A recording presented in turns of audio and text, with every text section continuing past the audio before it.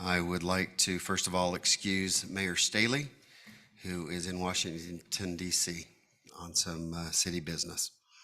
Looking for an approval of the agenda. Mayor Pro Tem, I like to motion that we approve the agenda. And a second? Second. Motion by Henderson, second by Coates. All in favor? Aye. Aye. First agenda item is public hearings at city council meetings. City Manager Jeremy Redd has this presentation. Mr. Redd. Thank you, Mayor Pro Tem. Let me see if I can get this up. So this is something we've talked about a little bit. It's been a little while, but I've been wanting to get back to it. So I don't have a lot of code specifics for you, but I really wanted to talk about a concept and just see what thoughts you have, see if you want to move forward, if this is something we want to look at. But the idea is to modify the way that we do land use public hearings. So our current process for land use public hearings, when people have a land use application, it's either a general plan amendment or a zone change. They come to us, they make that application, they advertise. Our process is a little more inclusive or expansive than what the state law requires. We make them send letters to a minimum number of people within a minimum range of their project. And they have to do that 14 days prior to the Planning Commission meeting. And then we hold a public hearing. Our Planning Commission has been doing a really good job with these public hearings, and some of you have sat through some of those, but they've been doing a good job with that. They conduct that public hearing, and then they make a recommendation to the City Council. So our current process then requires that applicant to advertise again. So they put out the advertisement, they send letters, identical letters to the same people that they sent the letter to for the Planning Commission, and advertise 14 days again to come to the City Council and have an additional public hearing. Then, as you know, the City Council conducts the public hearing, makes a decision, they either approve, deny, or table the project. So that's our current process. The reasoning behind, I guess I should make this bigger. The reasoning behind the possibility of changing, we've updated our technology to allow us to do things a little bit more efficiently. Now, the way that we do minutes and the way that we have everything recorded and on YouTube, it allows the City Council to really click on a link and you can watch that public hearing. You can see exactly what people are saying. You can see them, you can hear them, you see the facial expressions. So it's a lot better than it was in the past. The other thing we have now that came in with COVID are the online public comments, which people can make at any time, and those come to us. So that way people don't have to come at the exact time of the meeting. They can make their public comment anytime. So one of the things that's driving this is these improvements allow us to be a little bit more efficient, to potentially look at eliminating some steps that take time, and we can look at being, adding that efficiency to our process. We would look to eliminate the duplicate advertising of multiple public meetings that go to the same individuals, and hearing from the same people twice. Because one of the things that we see, it's not only somewhat inefficient for us, but it's inefficient for the residents, because they feel like they have to come to both meetings, or else maybe they came to Planning Commission, but they don't come to City Council, and then we say, well, nobody must care anymore. Maybe we resolved other problems. So it really allows them to make their comment once and have it heard by both groups. And then it would, if we potentially looked at doing this, we could also save 3 weeks of advertisement time and then meeting the meeting deadlines. Because once they have to go back out and do a 2-week advertisement, usually they can't make the next City Council meeting. They have to, it costs them 3 more weeks. So So let me ask you this on that. So if an applicant submits and they go to Planning Commission and they move forward, are they on the next week? Like if last Wednesday was planning and today's council, would they be on today's meeting? They potentially could, if there weren't any issues they needed to work on, if there wasn't anything that they wanted to modify from the Planning Commission. So if they had a fairly simple process, not a lot of public comment, and the Planning Commission recommended approval, they could potentially get on that next meeting. Am I saying that correctly, Tara? Okay. I was got to check with Tara because she's the coordinator of the meetings. And as you know, a lot of these, there are the occasional meetings that we have a lot of public involvement, but a lot of them really don't have a lot of public involvement. And so now we're not getting a lot of public at the planning commission, and then they have to re-advertise, they have to wait, they have to come back out. And some of them are just not very controversial. So we've done a little bit of work on this to try to figure out what a good process might look like. St. George has eliminated that second public hearing. But one of the comments that I heard from one of their council members is they like eliminating that, but there are those certain items that the public really does still want to come out and show up to a city council meeting. So the idea here is that we would still have some discretion to allow some of that. It just wouldn't be another advertised, noticed public meeting. So what we would do now, we would advertise, send the letters 14 days prior to the planning commission. They would let people know when they come in that this is the public hearing, but it will be, the city council will also be hearing your comments. Either they're here watching or they're going to be able to watch it and hear from you later.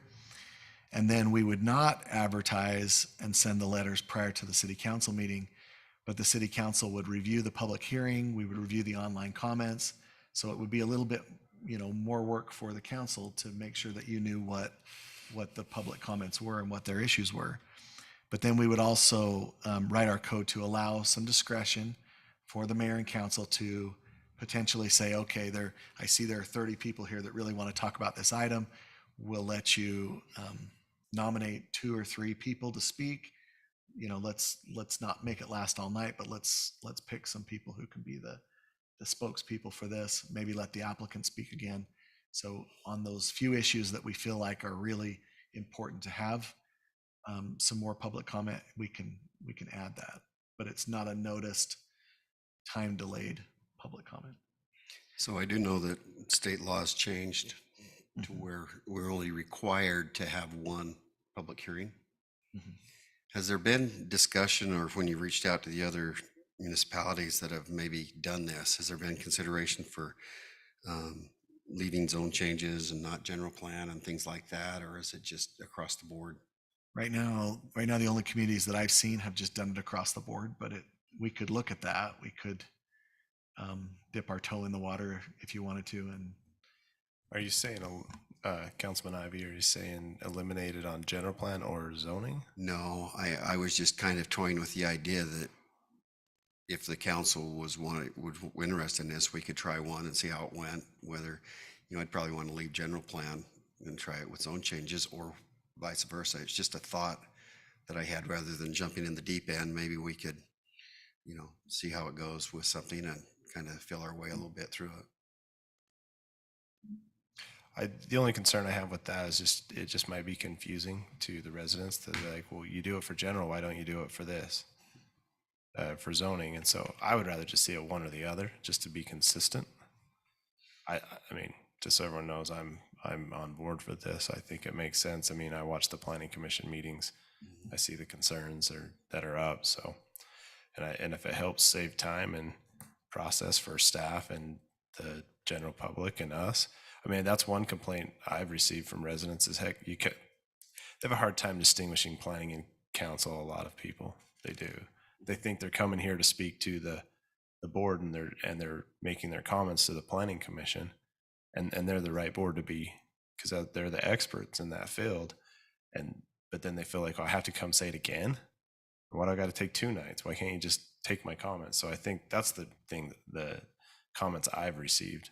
I think it might make more sense to say, hey, yeah, this is your time to speak. We watch it, we hear it, and like Jeremy mentioned, if there is a whole audience, yeah, maybe we should open it up to 2 or 3, but not everybody. I like that idea. That way it gets heard. We're still hearing them if they feel like they need to come to our meeting as well. I guess that leads into something that I wanted to comment on also, and that is the mayor could always have discretion to be able to allow somebody to speak, even if it wasn't a public hearing. I think he always has that discretion, right? But I think it's important to maybe write that into the the code that we revise, so that everybody recognizes that if it's a contentious thing, or it's a thing that the residents really want to be heard. That was the problem. We don't want anyone to feel like we can't do that. We can't listen to them. Well, that's certainly a driving factor for me, but I guess just to verbalize my overarching, if I have a concern about this or a consideration, it is that, our land use body is our planning commissioners, our experts. But a lot of times people want to share their concerns or their interests directly with city council, who makes the decisions. And so this is something that I've kind of weighed back and forth. I'm interested to hear what other council members have to say, and help me to learn from you, because this is something that I've kind of stuck in the middle a little bit on. So, go ahead, Kim, I'm Oh, sorry. Oh, well, I was just gonna say, I like to watch all of the hearings anyways. I always go over and read all the comments that are said, and then I go back and watch the planning commission. And I see what you're saying though, where some people want to have that additional time to be able to speak to the council, which is why I feel like where we leave it open, if there are people here to speak, they still have that option. Whereas if there's not, a contentious concern, then, there won't be people to show up, because there's a lot of times we do public hearings and there's no one in the room but us and staff. So I think this way going forward, it allows those who do still want to be heard the option to speak to us. But then I know that many of us on the council go and watch the planning commission, and read everyone's concerns also. So I agree, especially in light of, probably 75% of the public hearings, there's no comments, and this would be a good way to, simplify things. But I like the idea of leaving an avenue for residents to express themselves to the city council if they want to. I think that's really important to have that option for them.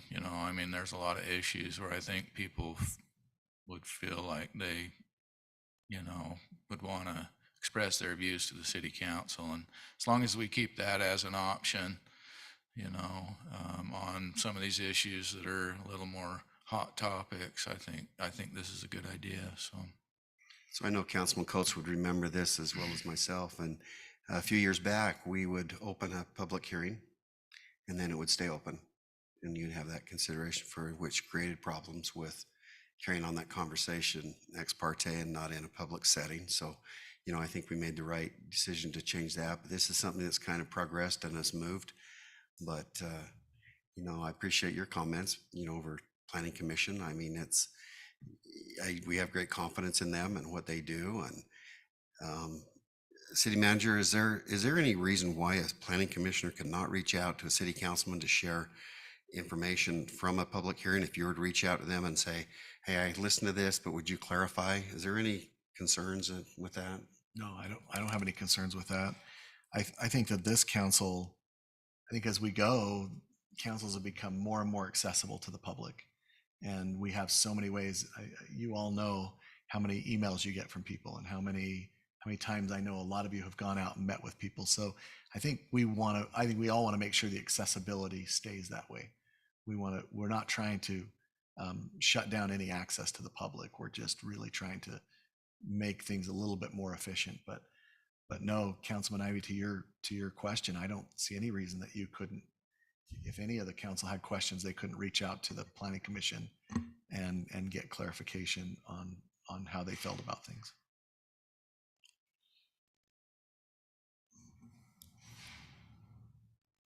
If that's sort of the direction you'd like me to head, then I just want to make sure we had some direction, and then we can go back and work on the code that would adjust this, and you can continue to ponder on it. I know I was a little slow getting my slides ready and everything, so it's a little bit last minute, but if that's the way we'll go, we'll start working towards that end and bring you something in a few weeks. Okay. Thank you, Mayor Pro Tem. Thank you. Agenda item number 3 is cemetery code. Our city recorder, Tara Pence, will present on this item. Good afternoon. I'm just going to hit some of the highlights of the administrative side of this, and then Paul is here with Leadership Services, so if you have any technical questions. Essentially, our cemetery code in the entirety hasn't been updated since 1989. We've done a couple of little changes in 99, and then a little policy change in 2007. So this is mostly just cleaning everything up and bringing it a little more up to date. Some of the things we're already actually requiring, so we're putting them in code now so we can officially have them, but we're going to require the stat sheets from the mortuary, which we are already doing.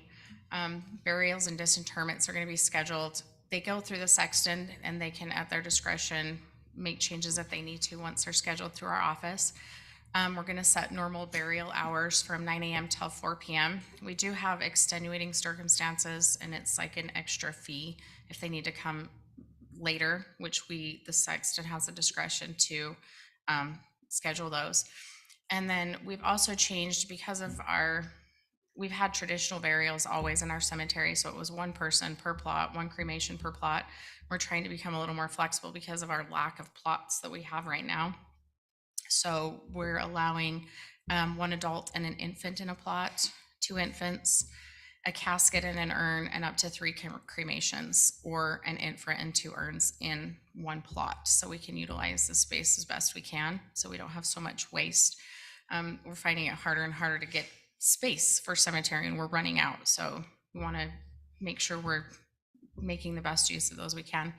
And we currently allow upright and flat stones throughout our cemetery. We don't regulate. And so we're just putting that in code that you can have whatever kind as long as they meet those requirements for size. We have a cemetery policy where we do quarterly cleanups, and we don't allow different decorations in the grass because we have those uprights. It's a lot of work for them to mow, so we just want in code that anything that they have has to be placed on the headstone or in a fixed jar, vase, shepherd's hook on the headstone, so it's easier for them to maintain. And then the funeral flowers, at the sexton's discretion, they'll remove those after 5 days if they look bad. And then this is something that we're running into a problem with, and so we just want to clarify that we need to have plots in an individual's name, and one individual may not have their name on more than 2 plots. We're going back through some of our old stuff, and we have so many plots with just a last name on them, and we have no idea who they are. And so they have to sit there for 60 plus years, and then we have to do a whole advertisement and try to reclaim those because we don't know who they are. So this way that'll alleviate that problem, and we can just 2 in your name and beyond that. Those are the empty available, like purchase plots, but not buried plots. Right. Well, so like someone can come in and purchase 2 plots in their name, and it's usually for them and their spouse. But we have people come in that will purchase like 30 plots in their name. And so they're not assigned to anyone. They have 30 plots in their name. And if something happens to them, then all 30 of those plots are just sitting there with nobody assigned to them.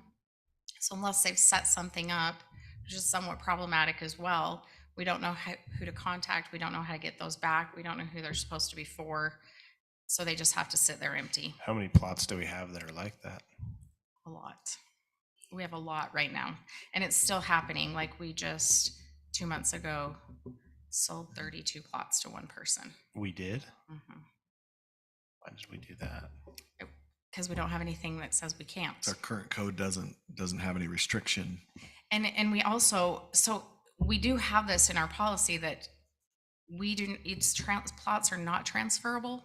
So they have to be sold back to the city for the price they pay. And then if someone wants to use it, they have to come in and repurchase it. But right now, because we have so many of these like this, a family member will come in and say, so-and-so passed away and we want to put them in this plot of ours. And they give us a notarized signature that they're using it, but it becomes problematic as well. So I live in Washington City, but my mom lives up north. And so I'm going to come buy a plot at a resident rate, and I'm going to put her in my plot and she's never been a resident of Washington City. So we're having a lot of issues with that, and we want to try to avoid that as best we can. And also the hundreds of plots, so we don't know who they are. Some of them literally have just a last name. So So Tara, have you ever encountered where folks would maybe have cemetery plots in their trusts? we have some like that, and we've talked to the other cities, and it's not recommended to put a plot in a trust. Because Because you're purchasing you're purchasing the right to be buried, Right. not the actual property. So if it's in that person's name, then we know that that's where they're going. But the trust, we run into the same problem. And Thad can maybe give you a little more information on that if you'd like, but Yeah, we've talked about trusts and other estate planning vehicles. Not to sound morbid, but those documents aren't those vehicles don't have the same documentation of death as individuals do, right? And so part of our challenge with managing a cemetery is if an individual's plot is assigned and it never gets filled, we have to follow state law and go verify their death and then wait a certain time period before we can allow it to be assigned to somebody else. With a trust, it becomes more complicated, and there's no public way of even knowing if it's been wrapped up or shut down. And so also, we don't need the trust to help a cemetery plot to pass out of probate, right? We're already assigning it and identifying it as to a certain person. And so finally, we don't want our plots to be part of a market or anything that can be bought or sold or exchanged. You buy it, you identify the person that it's for. If you don't end up using it for that, you come back to the recorder's office and they either help you change it for somebody else. But yeah, we're trying to clean up the record keeping. And so we're trying to avoid any ownership in the name of estates or trust or anything like that. So what our cemetery code, it protects it that way, but what if somebody has that and they have left that to another individual? Are we going to be able to clean that up within this code because I don't want it to run awry and these are delicate matters when somebody's passed away and you're buying burial plots. This code change will make it much cleaner going forward.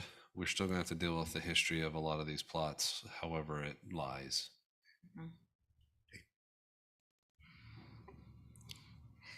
How many plots do we have left up here at that are available for purchase? we have sold of this newest section that we have 31% already. Okay. So we have about, I want to say, do you know off the top of your head how many plots there are?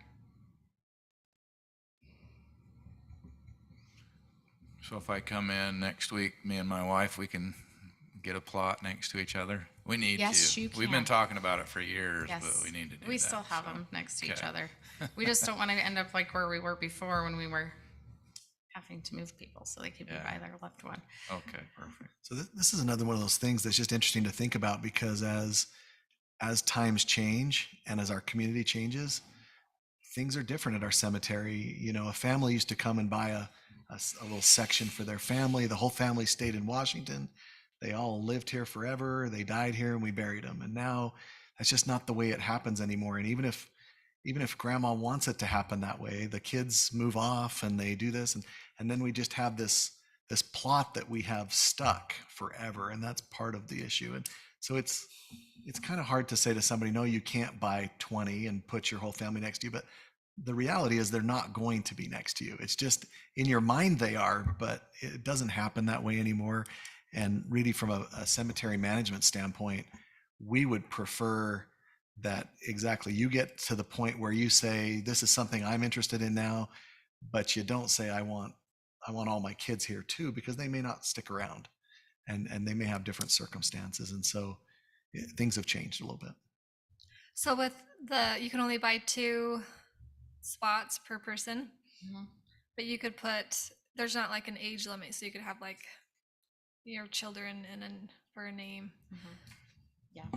We've had people still come in and they'll buy them like for Christmas presents, and they'll put all of their kids and their spouses on the plots. So they're still falling within those guidelines because they're putting them in somebody's name. So I mean, we're not gonna be like, nope, you just can only buy 2 and that's it. They just need to have names on them so we can determine who it is going where. So when we get done, we don't have these plots that, I mean, one person owns 65 plots and we have no idea who they're actually going to go to when they pass away. And we literally have that right now. So Tara, these, I think you can see the challenge with that. State law doesn't allow us to turn that plot over to anybody else without waiting 60 years after the death of who it's assigned to. It is 60 years. Yeah, we might address that at the legislature. we're just updating this from 1999, so we'd still be in trouble with that one. Yeah, so 60 years is already a long time for somebody that's known and identified. For a plot that has no human attached to it, it almost becomes impossible to be efficient with some of these. And we have a lot of those that are empty and we're not sure who's supposed to go in them. But we have a name, right? It's usually a last name. Yeah, I'm we'll have like a assuming. last name. So we've done Sure, a we bunch could of- figure it out I if we know. put some effort into We've it. done some research. I mean, a lot of them have family history here, but there are some that I've never even heard the name before. And I mean, I've been here a long time and I do not even recognize the name. So I think there's a process that you can go through, but it takes like, state law makes you advertise for X amount of time in so many different newspapers, so many different avenues to try to reclaim those plots. But then what concerns me is what happens when they come back and they're like, we have these plots, but you don't have them anymore because you never know what's going to happen. Yeah. People can come back and say, our family had these. Well, we should definitely look at the ones that we're not sure for and try to just because we're so short, we should try to at least get a list and understand what we're up against and what's our next step. So, and Try to maybe see if we can make contact with someone. and knock off the ones we can and get them, and then start the process on the ones that maybe make sense that they're just, I mean, I don't know how long you've had them. If they're 20, 30 years, they've had them and we don't know, right?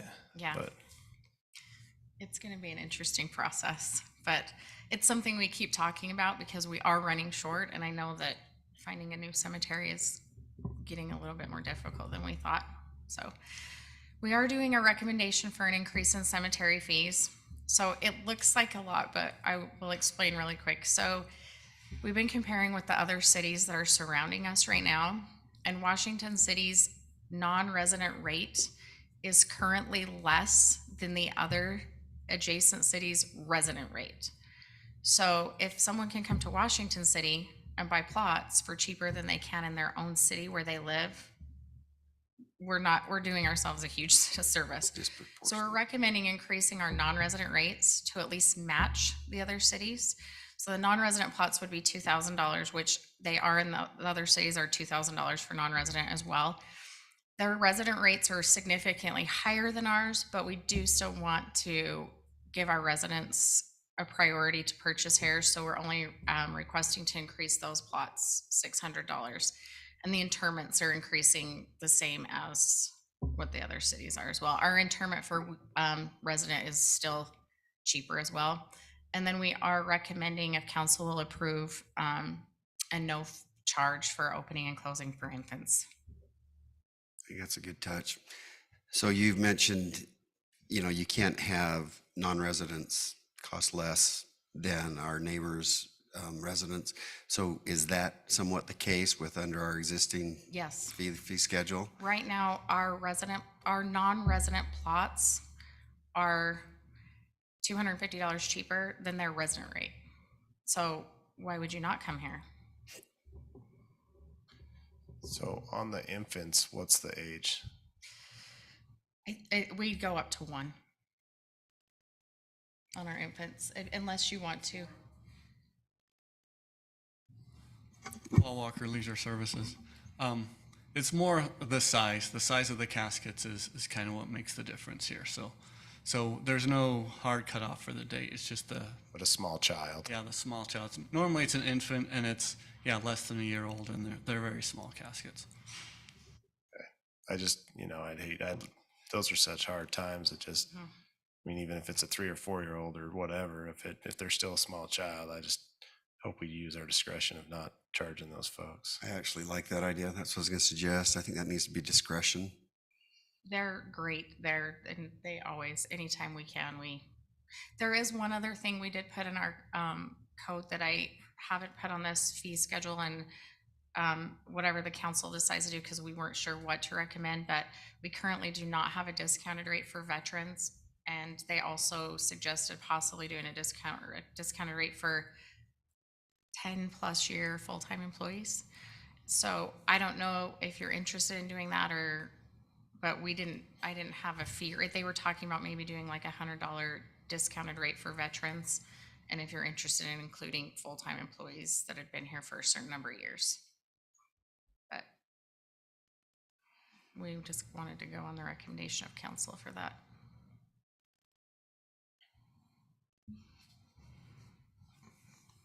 Those both sound good to me, so. We also spent a lot of time talking about what a resident versus a non-resident is, because this comes up a lot. Did we ever settle on?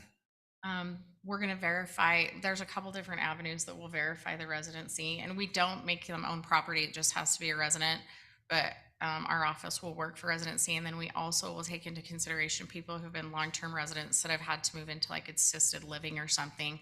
We still take all of those factors into consideration when we're charging those fees. So those will all be addressed, but we have like utility billing, voting records, a couple of different ways we can verify residency.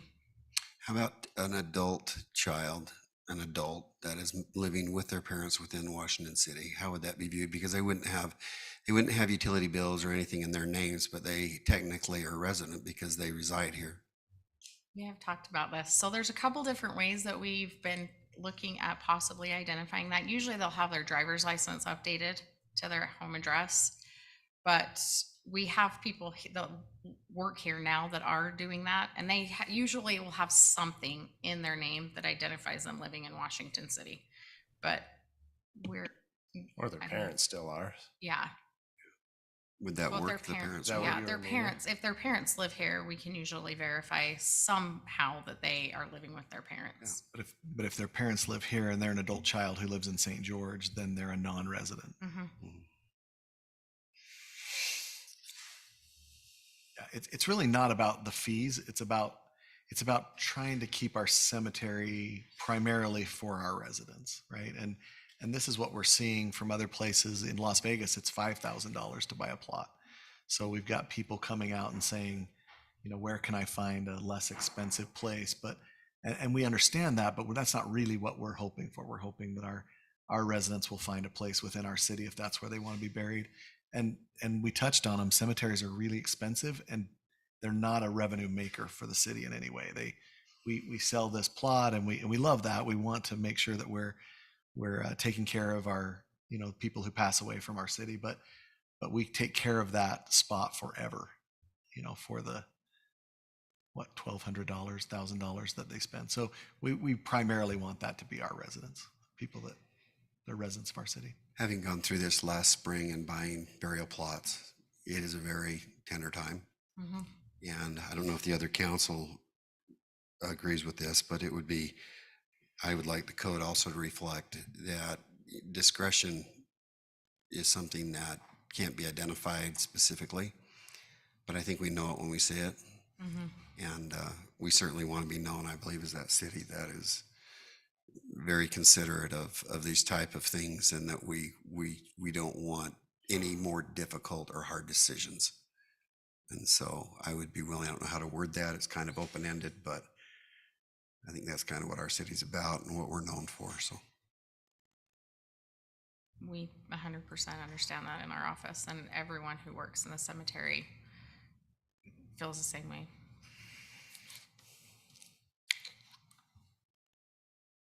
So unless you guys have any concerns with anything else, I was hoping that we could put it on in 2 weeks for consideration.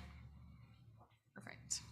And then we'll just do, if you're okay with the $100 rate for the veterans, and then okay, perfect. Thank you, Tara. Thank you. Appreciate it. Council, any other questions for Tara on this at all? Okay, thank you. Appreciate you, Tara. Thank you. I'm not going anywhere. Staying. here for minutes. Our next agenda item, Before we move on, yes, please. can we make it so that applies to everyone but Jeremy, the discounted rate? Yes. Okay. We make sure the city manager pays double. He hasn't been here for 10 years. I'm not giving it to him. We don't need a second on that. I'm okay with that. You know, if something happens to me, that I don't care how much you have to pay to bury me. We all know that you've got your plots in Blanding. I have 65 plots. And 60 years. Okay, our next agenda item is home occupation code. This item too is going to be presented by our city recorder, Tara Pence. Okay, so we actually shared with you the whole home occupation code, but I'll give you just a little bit of an overview. Our business license code has had nothing done to it since 1989. We've attempted, but it's just never happened, and there have been so many changes in state law that we're trying to get everything in line with state law. So I thought I'd bring you this portion because it seemed to have the biggest changes, and then everything else will just come together in one code. And it's going to seem super lengthy, but it's mostly just keeping in line with what state code has changed. So our current code right now is basically 2 paragraphs for a home occupation, and it literally does not allow for really anything that's actually happening now. So we have a lot more that we let people apply for on our business licensing, but we don't have anything backing it on our code. So we don't have regulations for people when they have problems or complaints or anything. So our current code, city code, basically says that nothing, your home occupation is clearly incidental to your home. You can have nothing that shows that it's doing a business, nothing outside, no stock and trade. You can have daycares and preschools with a conditional use permit, which will remain the same. But otherwise, it's just basically an office with nobody coming there. So we're updating our code. There's a new state law that they passed a couple of years ago, which we've already implemented, but it's not in the code, that if you have this type of business where it's all done within your home, it's a Class A business license, and we have already implemented that. And there's also a home kitchen that is not in our code. Our yard sales and our garage sales are not in there. Preschools and daycares are not listed, even though we're allowing them. So all of these updates have been implemented in this code. So this is the way state law reads now. You cannot charge a resident a home-based business license fee or make them get a business license if everything is done within the home and it's a primary use. You can't tell that it's a business.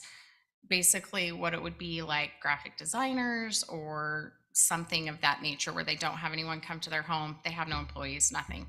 So we've already implemented that, but our code that we are changing will now reflect these changes.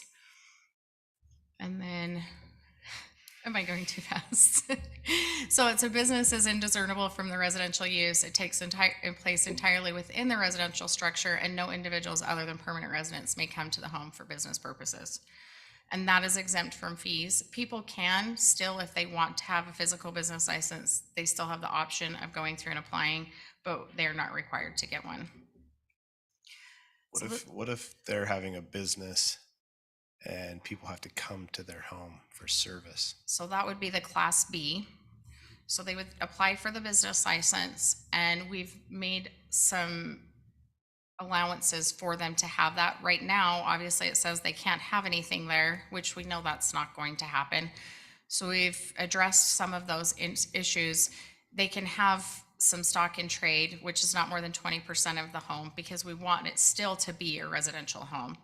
And we're allowing a vehicle that's under 21 feet. The reason it's saying that is because we have people that are they want to purchase something the size of a dump truck and park it at their house, or we had one guy wanting to he bought a garbage truck that he wanted to refurbish and keep it at his home.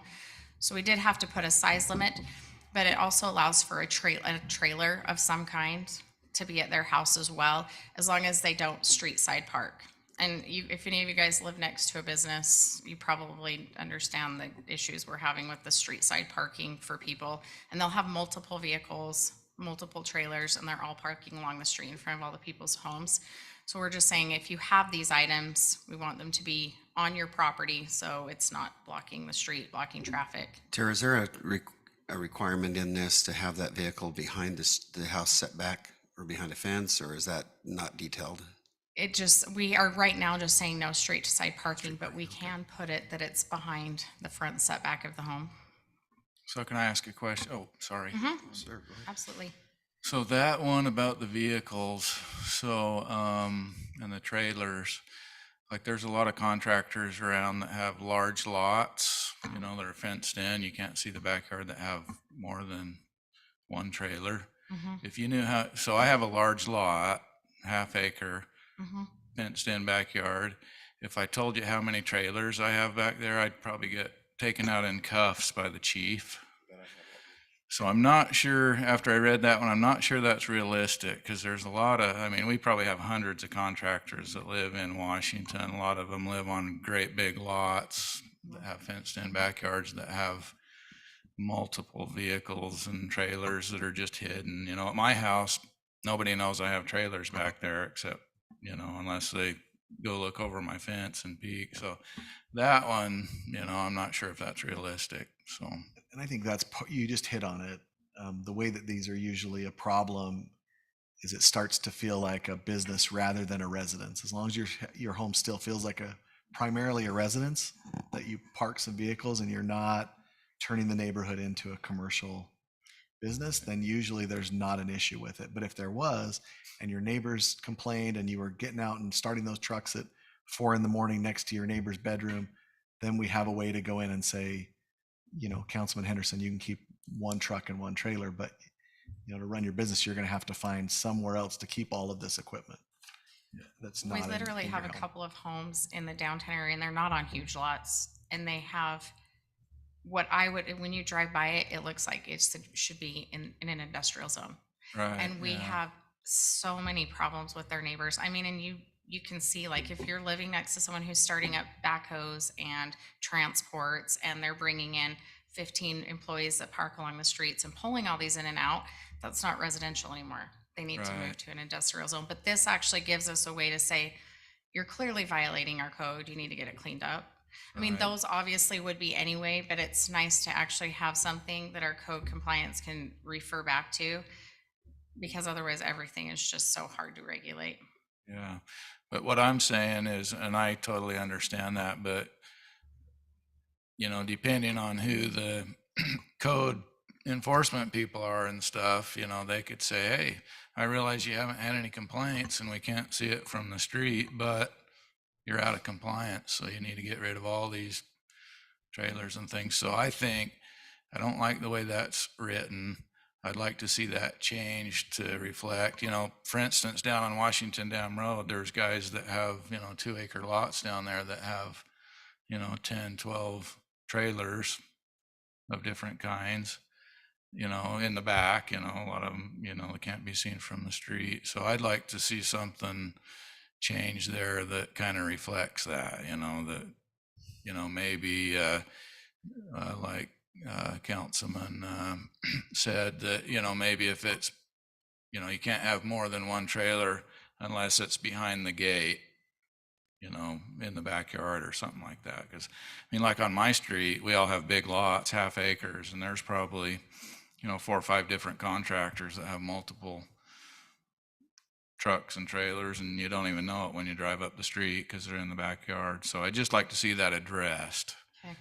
Because what happens here is if you have a, you know, a compliance officer that's really gung-ho or something, then that's where it It's on becomes a Google problem. Earth, and all of a sudden he finds all the trailers in everyone's backyards. And Yeah. I think, and I get 100% what you're saying. We'll try to see if we can figure out a way to, I'm just feel trying like to I'm trying to figure out a way to, because I'm specifically speaking of one, and I know Thad will know which one this is, but once you change that to, you can have multiple behind the gate.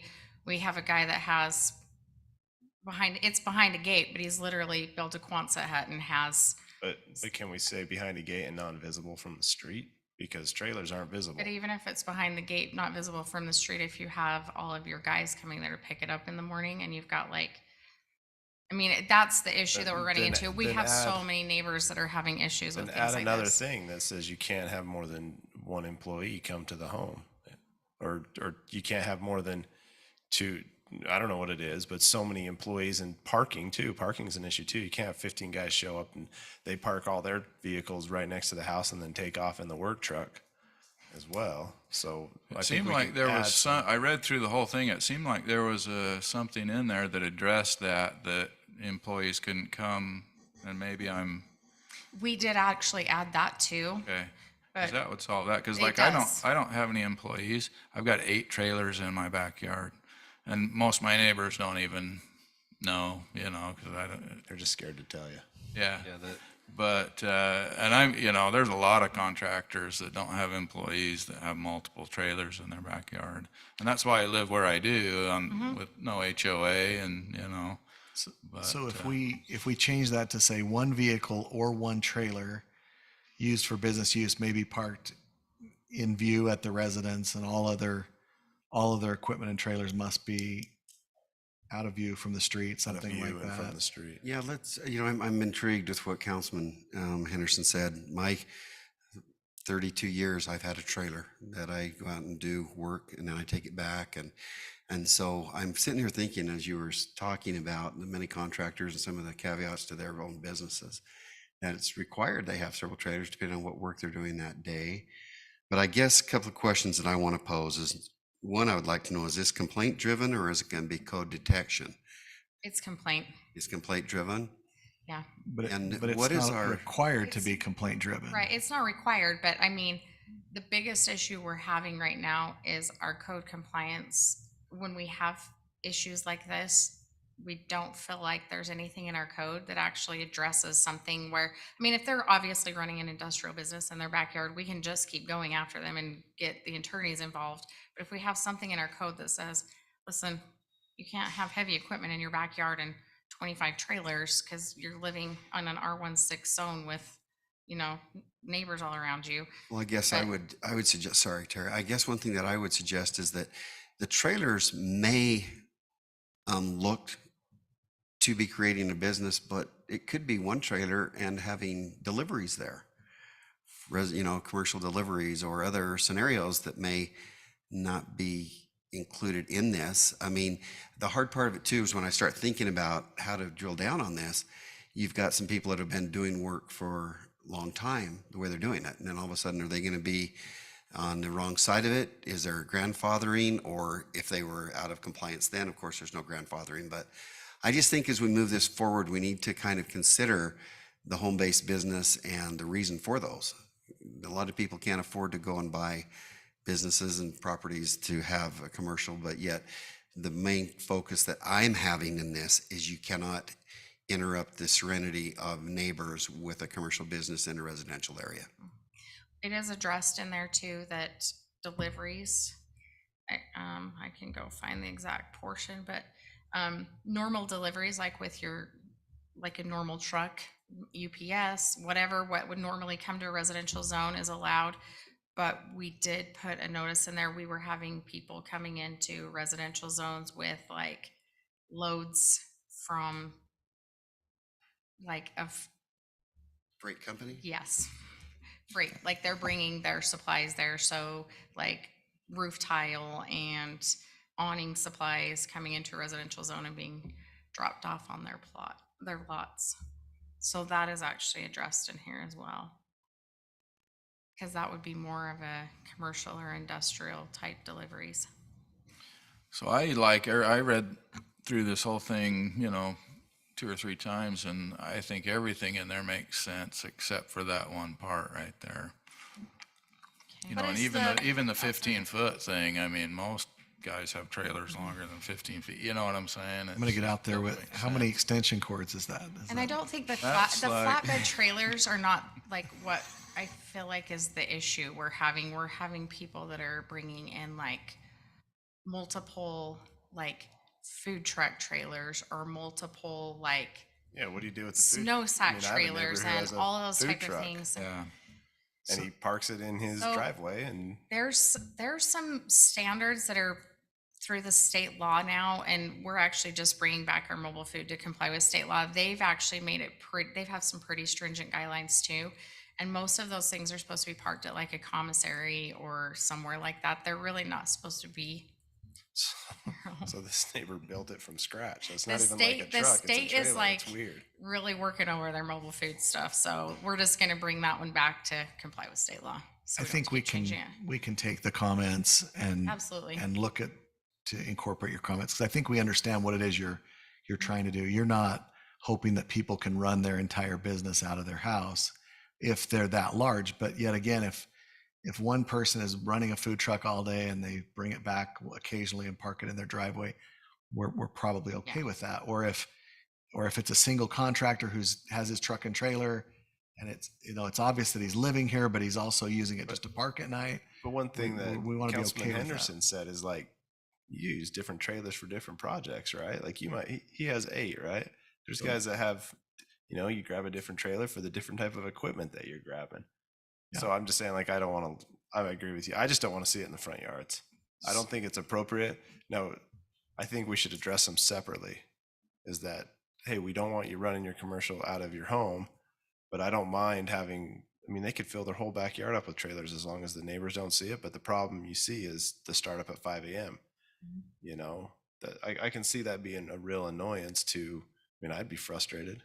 if you were bringing 20 trailers in and out every day, that's Yeah. different than storing them there and occasionally But bringing them out. I just reflect to when I was a youngster and did landscaping. That's what we did. We rolled up to the boss's house, and he had 3 crews, and we loaded up and left, and he had a whole street full of cars, and we all loaded in the work trucks.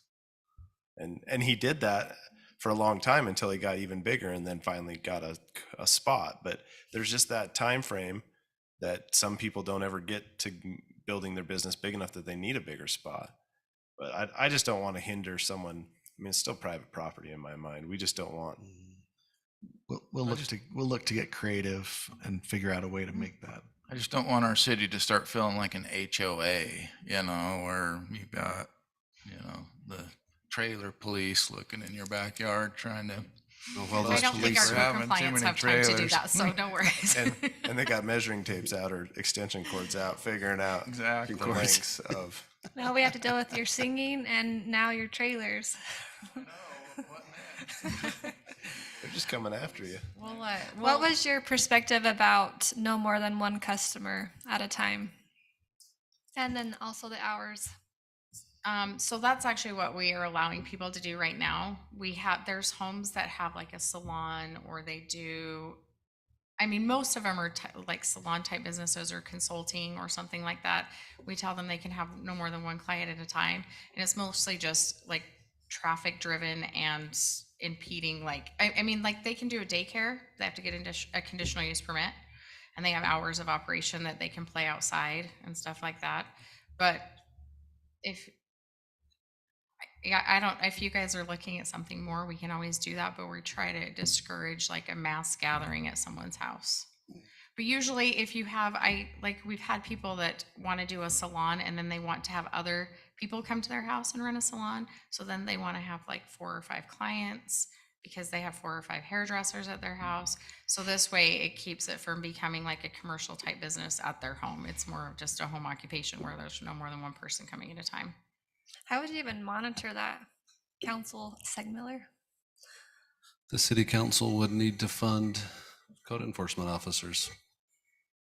To go into people's homes? Yeah, we'd have to start to monitor and track and try and find habits. And I'll be honest, I don't think it's really anything that's an issue. Most of our people, when they fill out their business license application, the ones that are doing these kinds of businesses, it's just a side business for them, so they don't have, it's not like something. I could This is just see, almost like- always complaint driven. It's, that like you say, the cars are all parked in front of my house.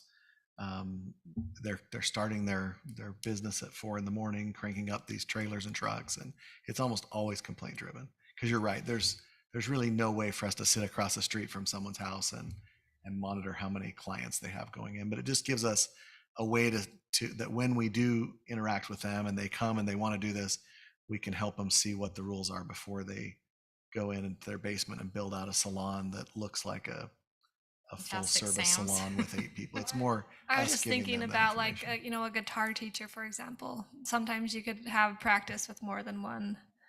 And you we're not know, going to have and so I major just feel like- issues with that. It's just But if they wanted to have 20 people and they wanted all to bring 20 cars and they're going to do it, every day of the week, that starts to look like something that's bigger than what they should do out of their house. And I agree with your comments that we do want someone to be able to start a business in their home because it's very expensive. We go through these, we see what it takes to build a building or to rent something. So we want people to be able to start small and work. But when they get to a certain point, now the house feels commercial instead of residential, and it's really not fair to the other neighbors in the area. And that's the point where they need to be encouraged to, to spread their wings a little bit and go do something different. Okay, the only thing that I would suggest is to maybe have a discussion regarding in the code of what type trailer it is.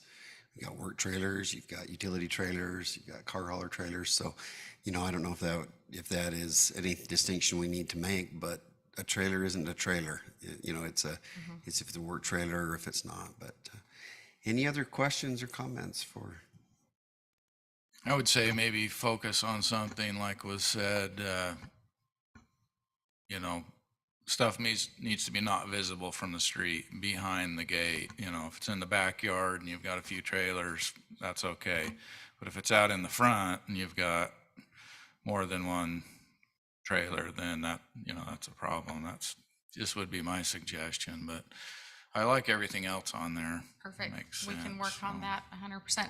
I did want to ask before I go, when we bring that whole business license code, it's going to seem very overwhelming because it's like 50 pages.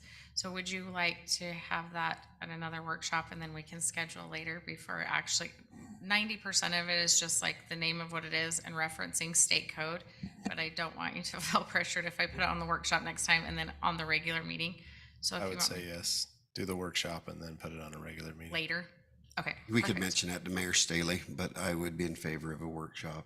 Okay. I think on I was those gonna kind of put on a workshop, documents, just like this, right? Like it just saves time in the regular meeting, and I think it gives you feedback of where to go in case there's anything that comes up. Perfect. So I always like seeing them on the work session before, Okay. even if it's on the work session and the meeting that night. If you feel like you're comfortable with it enough that you don't think there's going to be comments, I don't think it'll hold up anything. We can always table it. Okay.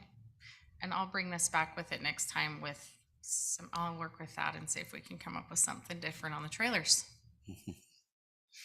Okay, Everything thank you. else okay? Thank you. I think that, again, the important thing is to be considerate of your neighbors. Just have something we can at least fall back on if we need to. So, Absolutely. thank you so much. Council, anything else before we adjourn? We're well ahead of our hard stop at 5:30, so I could just get a motion to adjourn. So moved. Second? I'll second that. The motion by Coates, second by Councilman Henderson. All in favor? Aye. Aye. Stand adjourned.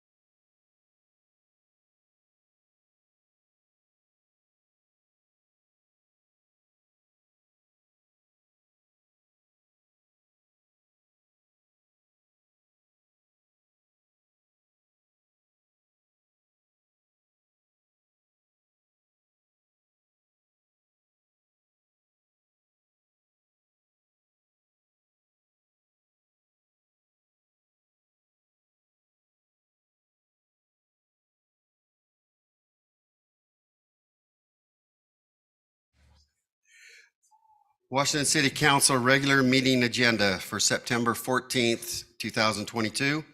Public notice is hereby given that the Washington City Council will hold a public electronic regular meeting on Wednesday, September 14th, 2022 at 6 p.m. hosted at the Washington City offices located 111 North, 100 East here in Washington.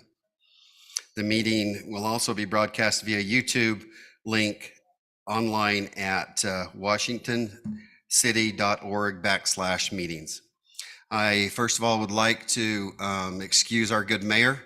He is in Washington, D.C., attending some matters there and advocating for our federal position on some important bills coming forward in Congress and in the House. So we excuse him and look forward to an update with him when he gets back.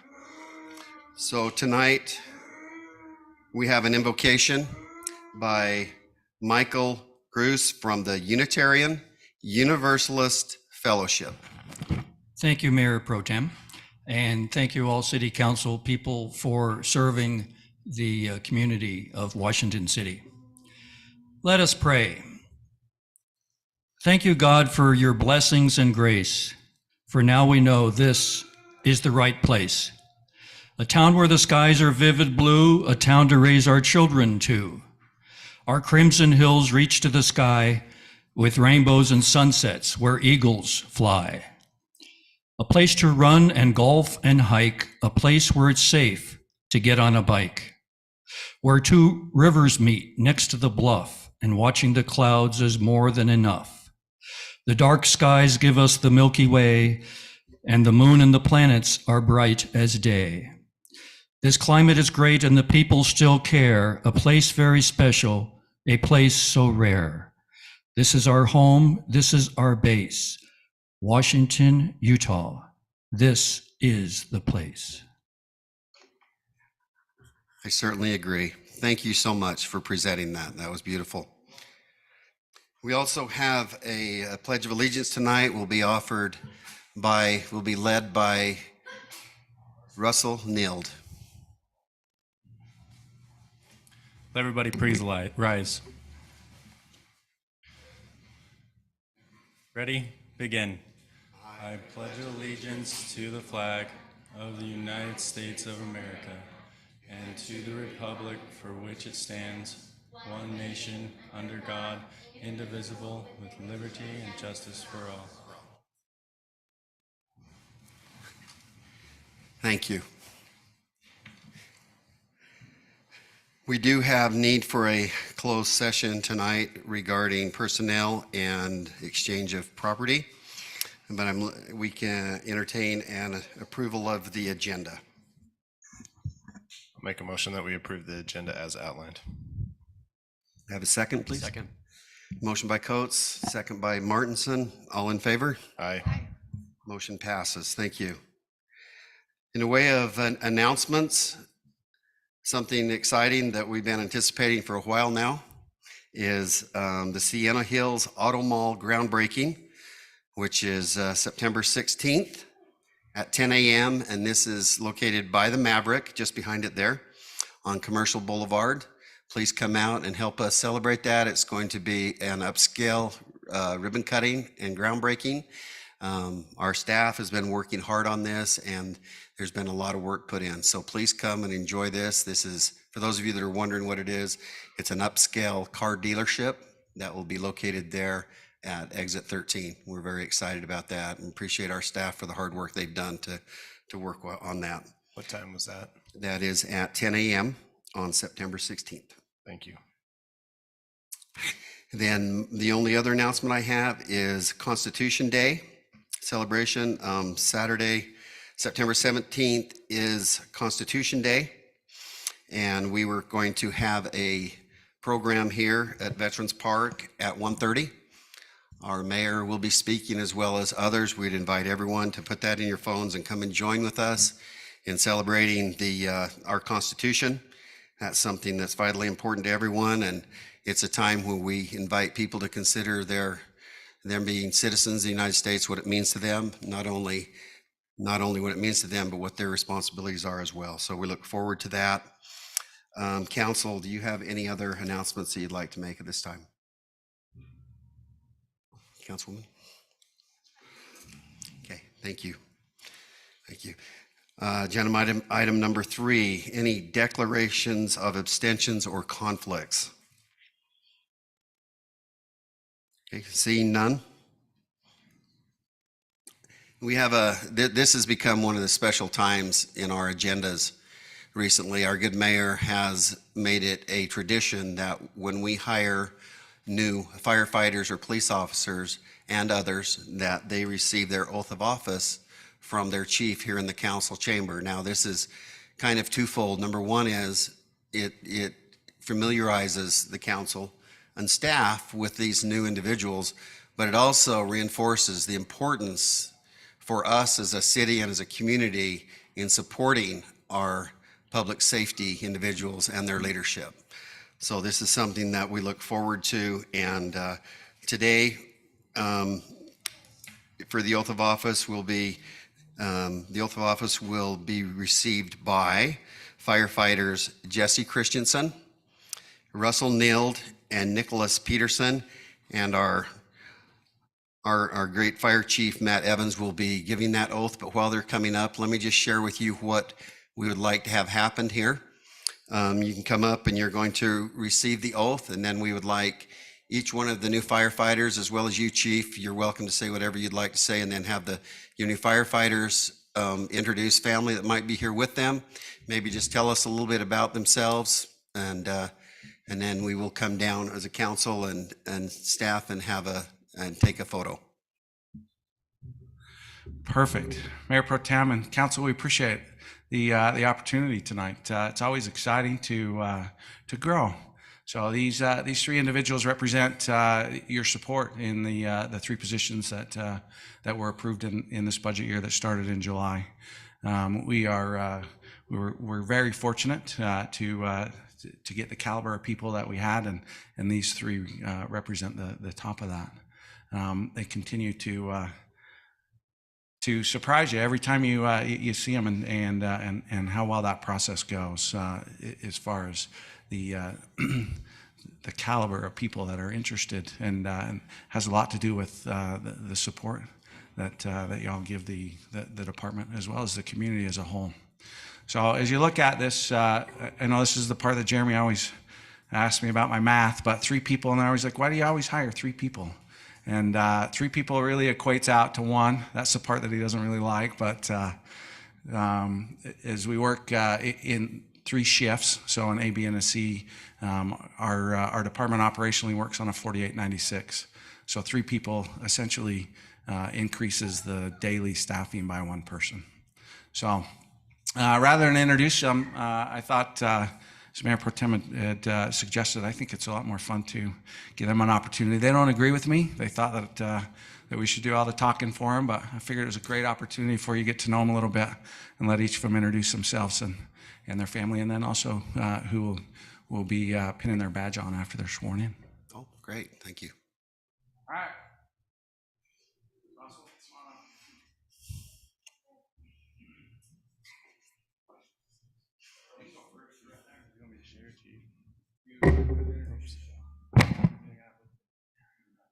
Okay. So I'm Russell Nield. I have my parents with me over here, and then my best friend Adam's gonna pin my badge on today. So yeah, that's me. Very nice. Where are you from? I'm originally from Hurricane, so I've been around the area my whole life. A tiger then? Yep, I'm a tiger. Yep. Thank you. My name's Nicholas Peterson. I have my mother with me and sister-in-law and my sister. My wife may show up, but she's a little tardy.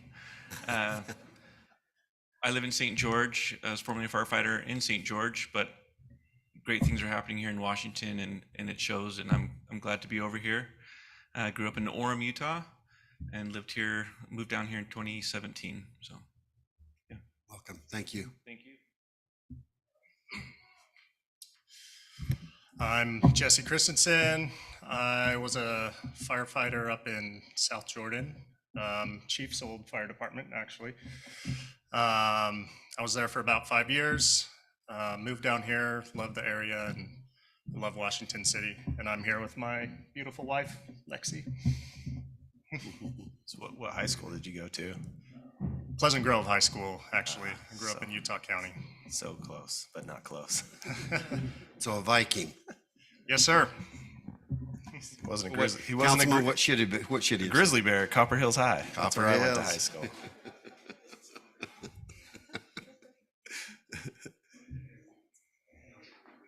I think the chief's upset that I'm a Yeah, grizzly. whenever you're ready, Chief. Let's put you over here. Put you right over here, and you face this way. You?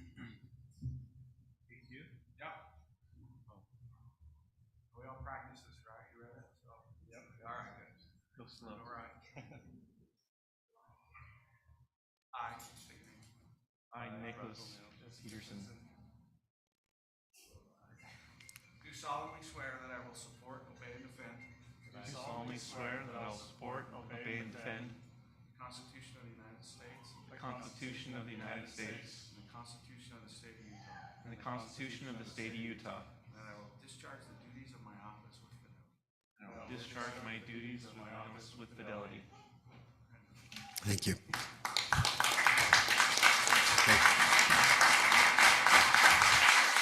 Council, let's go down for a picture. So if you want to.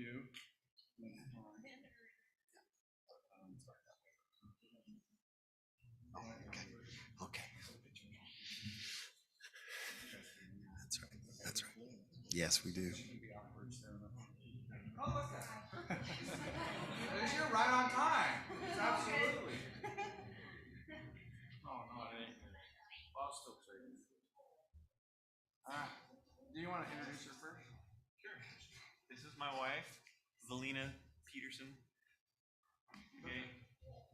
This is your only chance. I mean, if it goes straight, it's partially okay, right? Super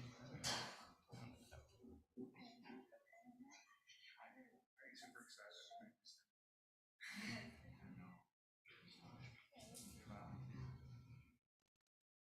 It's a white shirt, so we drop it. It's okay. All right. Okay.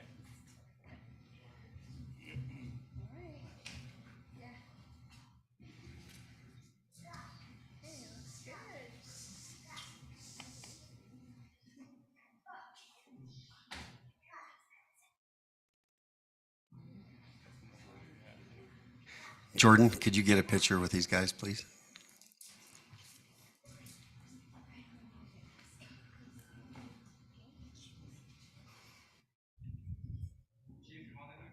Absolutely.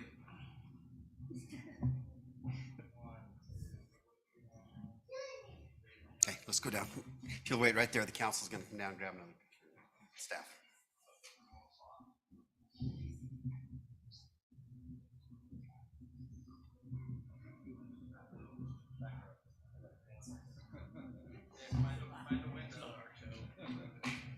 I can see everyone. That's perfect. Okay, 1, 2, 3, and 1, 2.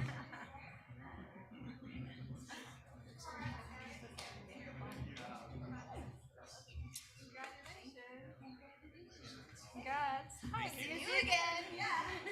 Congrats. Thank you. Seeing everyone everywhere today. And you are right. There's great things in this city. Absolutely. Oh, good. Yay.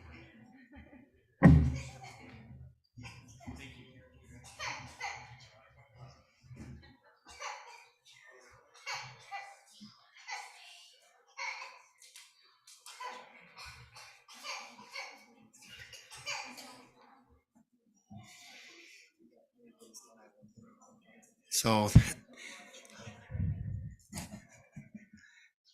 we would invite the rest of the fire department to stay if they'd like for an invigorating couple of hours of city business. It's always great to have you here. Thank you.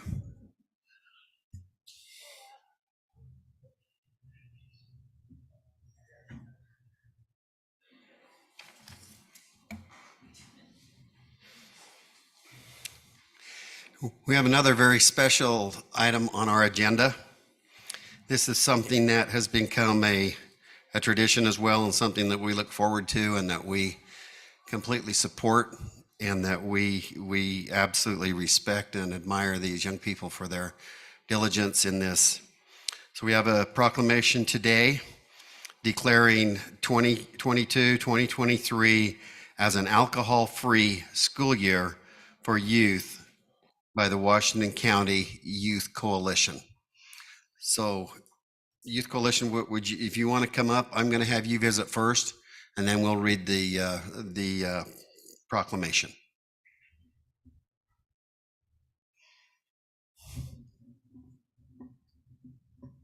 Tell us a little bit about your organization and how many's in your group and that type of thing, where you're from. Hi, my name is Pam. I am the advisor for the Youth Coalition. Right now, we have about 45 students on our roster, ranging from students from Pine View, Desert Hills, Dixie, Snow Canyon, and Hurricane. Is there anything else? No. Tell us a little bit about how this come about, this proclamation. Why is it important? Why are you here? What's going on? So this tradition began a couple years ago, and we have collaborated with other county coalitions, as you may see on the proclamation, with the Adult Prevention Coalition and the Reach for Hope Suicide Prevention. And this is an important proclamation as it declares a school year to strive for the goal to have all youth be drug and alcohol free. And it is also very important that we get the support of all the local leaders and all the municipal leaders. And that way we can all work together as we strive to protect all the Washington County youth. Very nice. Would you like to introduce yourself? First. Hi, my name is Star Chavarria, and I joined the Washington Youth Coalition because I wanted to influence my little brothers and my little sister. I wanted to be the person that they look up to. And I just love to go around and tell everyone, all the youth all around Washington City, and tell everyone that drugs and alcohol are bad. And I want to spread the word, because right now, you know how all the youths are just going into that bad path. And I just want to spread the word to give them a little review and tell them how it's going to go, because I feel like everyone needs a little push of what they need to know before they want to do anything. Oh, I appreciate that. Council, do you have any questions before we read the proclamation? How old are you? I'm 16. So you'll go around and do you share just a message with different, do you have different events that you'll do? With Red Ribbon Week and White Ribbon Week, right? Both of those, we go to elementary schools and we do assemblies and we tell them all about how it goes. We go to elementary school, we go to middle schools, and we just kind of do this thing and tell all these youths and all these kids and all these teenagers what it does to you, mentally and physically. That's awesome. Appreciate all the good work that you do, because it's really an important need in our community. And you know, that's great. Did you say you're 16? Yeah, I'm 16. That's awesome. I just turned 16. Yeah, and you present yourself very well in public, and you know, this will be a great thing to do for the youth, and really appreciate it. So thank you. Okay, I'm going to go ahead and read the proclamation now. If you guys just want to stay right there, then maybe if there's a question that the council has after, you could answer them. Whereas the Washington County Prevention Coalition and the Washington County Youth Coalition has designated the upcoming school year as an alcohol year for youth, sponsored by Reach for Hope and Southwest Prevention, a school year to set clear rules and expectations about no underage drinking. Whereas alcohol used by those under the age of 21 negatively affect their health and safety, and thus the safety and well-being of all those living and working in the communities of Washington County. And whereas teens who use alcohol often progress to addictive behavior later in life, are at a much higher risk for developing mental illness as adults, and whereas addictive behaviors and mental illnesses also greatly increase the risk of suicide. And whereas underage drinking is a major public health problem that negatively impacts the brain, development of our young people, causing a higher probability of early childhood addiction, alcohol-related traffic accidents, and brain impairment. And whereas, under the law, it is illegal for a minor to purchase, possess, or consume any alcoholic beverage, and it is illegal and punishable for anyone to sell, offer to sell, or furnish alcohol to a minor. And whereas the mayors of St. George, Washington City, Hurricane City, Hilldale City, Ivan City, and Santa Clara City, in addition to the commissioners of Washington County and the state of Utah, are committed to the development of a major statewide public information campaign with the overall objectives of changing social norms regarding depression, suicide ideation, underage drinking, and risky behaviors. And whereas we commend the overwhelming majority of our young people who are drug and alcohol free, and we desire all of our youth to be drug and alcohol free so as to develop in a healthy society. And now, therefore, we as mayors and commissioners hereby proclaim our support and offer an invitation to the entire community to help encourage family bonding and reduce underage drinking in order to improve the health and safety of all youth and adults in Washington County. We invite all members of our community, including individuals, families, governments, schools, religious and civic organizations, to participate in and sponsor activities that will heighten awareness regarding the dangers of underage drinking to young people's health and safety, and will strengthen their ability and desire to refuse to drink alcohol. And whereas we declare the 2022-2023 school year as an alcohol-free school year for youth to bring awareness to risky behaviors and underage drinking and promote the bringing of families together, proclaimed this 14th day of September 2022. Would you mind signing in place of Mayor Chris?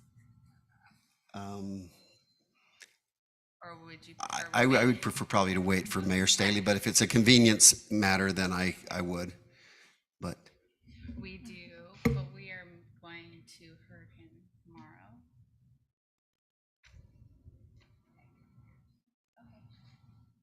Thank you. All right, and then we have a statement.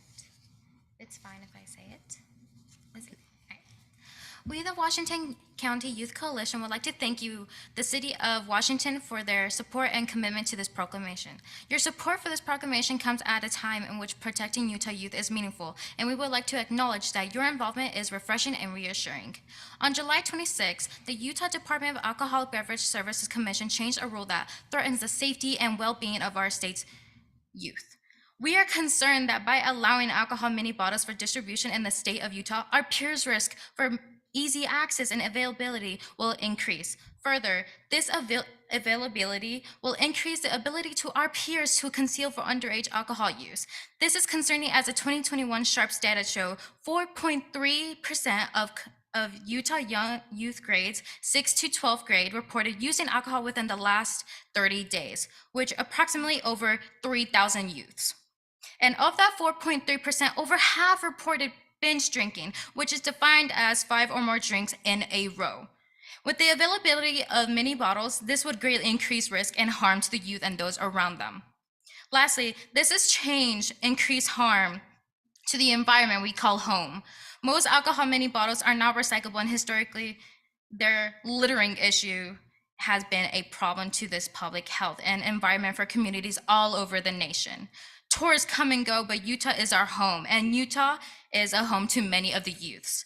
And the potential harmful consequences of this rule change will not affect those tourists. It will affect us, the youth. Therefore, we highly commend and deep gratitude to the City of St. George for their support and commitment to protect the health and safety of Washington County youth. Thank you. so, young lady, when you pass the bar exam, I need your card. Thank you. That was a great message. We have actually had some discussion regarding that, Mhm. and we appreciate you bringing it forward. Of course. Anything else, council? Thank you for, being a voice for this and trying to be an influence to your peers. Thank you. Thank you for being here. Thank you very much. Do you mind if we took a picture with the council? Not at all. Not at all. We'll come down. With just like that, without the. That's fine. Okay. Actually,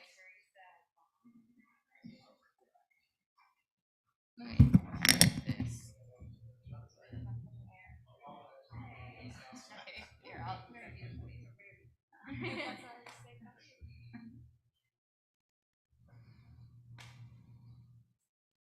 Thank you so much, you guys. Thank you. Sorry, my hands are really small. Thank you so much.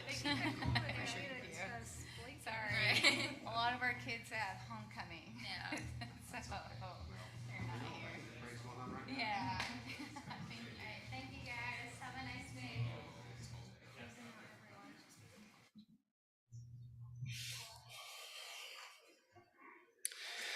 Okay, that brings us to the consent agenda, part of our regular agenda. Consent agenda A is consideration to approve the board audit report from August 2022. Consent agenda B, consideration to approve the minutes from the city council meeting of 8/24/22. Consent agenda item C, consideration to approve a road dedication plat for the Buena Vista access for Maverick. Consent agenda item D, consideration to approve a road dedication plat for the Green Spring access for Maverick. And E, consideration to approve a final plat for Hidden Springs Townhomes minor subdivision located at approximately 86 North, 200 East. And then F, consideration to approve a final plat for Majestic Hills Phase 4 located approximately George Washington Boulevard and Rolling Rock Drive. Now with that, council, as you know, if we just want a brief conversation on agenda item, we can do that here. If you'd like to pull something out for an in-depth conversation, then I would invite you to do that. We're looking for approval of the consent agenda. Mayor Pro Tem, I'll make a motion that we approve the consent agenda as read. Okay, motion by Coates, second. Second. Second by Councilman Casperson. All in favor? Aye. Consent agenda passes. Thank you. That brings us now to the public hearing portion of our agenda. The mayor and council has received electronic public comments prior to this meeting. You can rest assured that the council has received those. We have reviewed them and considered them in our discussions. This is an opportunity for the council to listen and to consider public feedback after I open the public hearing. Any wishing to speak to a specific item, please remember to state your name for the record, excuse me, and to address the mayor and council as such. Please keep your comments on topic, not repetitive to something that has already been said, and please try to be concise. Most well-spoken public comments can be made within 2 to 3 minutes. Clapping or yelling after comments is not appropriate in a public meeting. For the council, I ask you and staff to listen and take notes during the public hearing, and I will give each of you the opportunity, as well as the applicant, to speak after I close the public hearing. So our first item, public hearing A, is consideration to approve an ordinance for general plan amendment G-22-05 from open space to very low density. And this item is located at 1137 East Desperado Drive. The applicant is Kent Rasmussen and Omni Development Group. Staff is, so Drew is out of town on vacation, so you'll be handling all of the items tonight. Okay, go right ahead. Thank you. Thank you, Mayor Pro Tem, Council. The requested area covers approximately 0.14 acres. The current land use designation is open space. The applicant is seeking approval to have the land use designation changed to very low density residential, which will be followed up by a zone change request to the R115 zoning designation. This will allow for the current swimming pool that is under construction to be in compliance. The very low density designation carries a density of 1.5 to 2.5 dwelling units per acre and allows for the R115 or greater zoning designations. The surrounding general plan are open space to the north, very low density residential to the east and south, and low density residential to the west. Staff has reviewed the request and is comfortable with the proposal. The Planning Commission reviewed this request at their August 17th, 2022 meeting. The Planning Commission unanimously recommended approval for G-22-05 to amend the general plan land use map from the current open space to the proposed very low density designation, as outlined above and shown on the exhibit attached in this report. And I'm happy to answer any questions you may have at this time. Staff, questions for Eldon?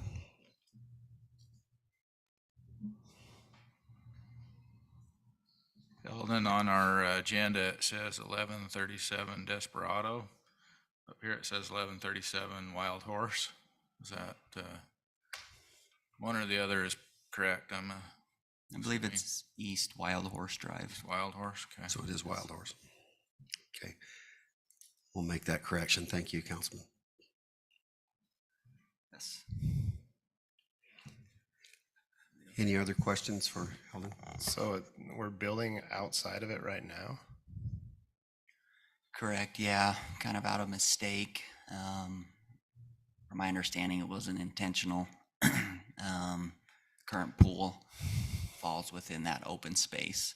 So this is kind of a housekeeping item to correct the mistake at hand. Is it all, it's not all one lot though. You identify it on that image.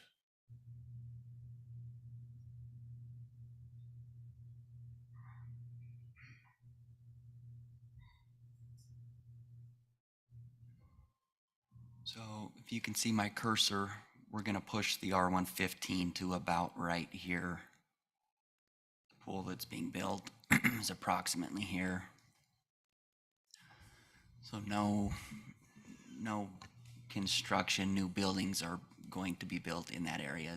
It's just to encompass that. So are we coming back with a zone change next? Yes.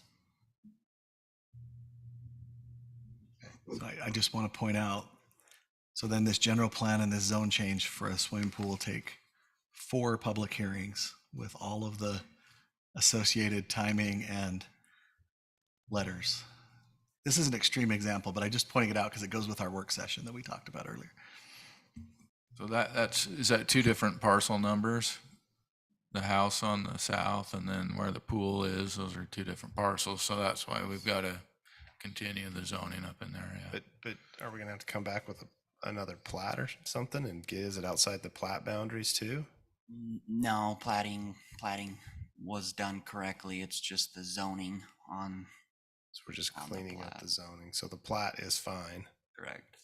So we've already approved the lots and we're comfortable with the lots. It's just we look back in our. Yeah, he's building out of into the open space. We want to clean that up. It came to our attention when we did the general plan to the east. Is kind of when it came to our attention. At that point, we said, "Hey, we need to get this fixed." Any other? Okay, go ahead.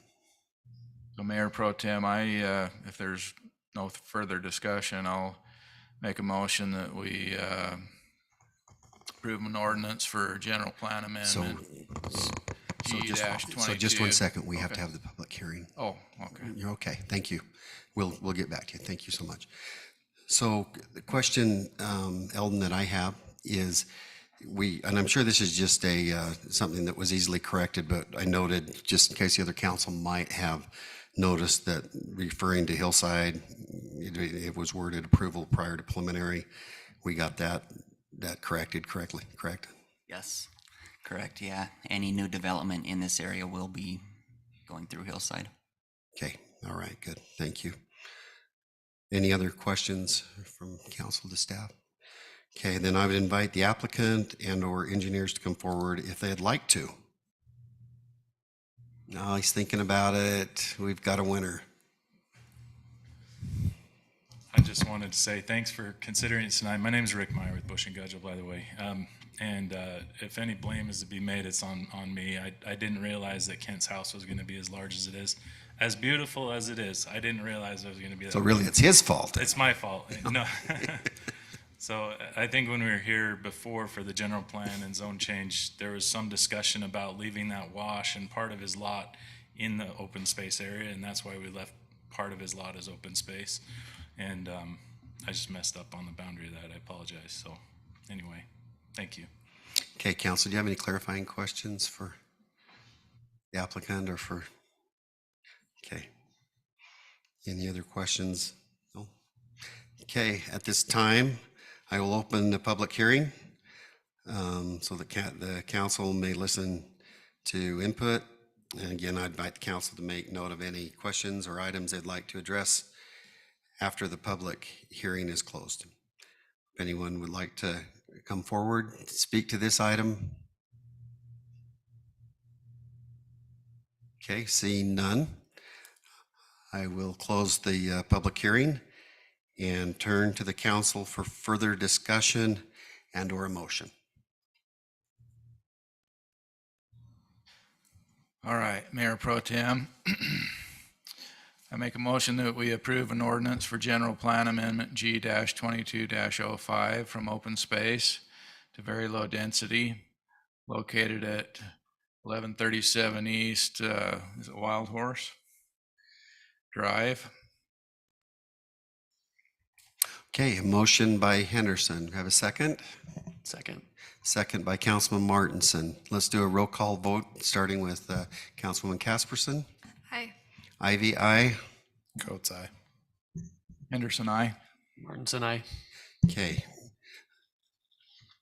Motion passes. Congratulations.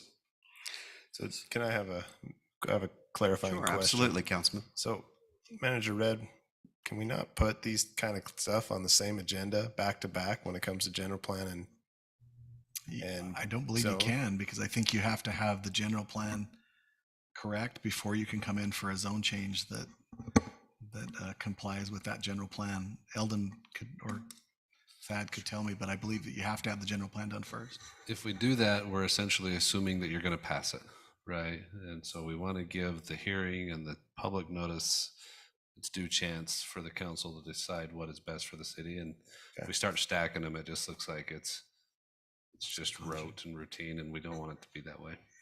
All right. That's your question, Councilman? Okay, thank you. By the time this pool's finished, though, it'll be winter at this point, so. All right. Our next public hearing, B, this is a public hearing and consideration to approve an ordinance for a partial road abandonment vacation located at 121 West, 100 South on the west side of 100 West.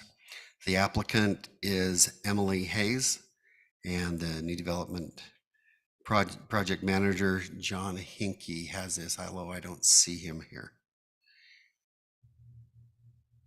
I can fill in for Okay. Mr. Hinkie if you'd like. Eldon, if you'd take that one, please. Thank you. Go ahead, Eldon. Give me just one sec here.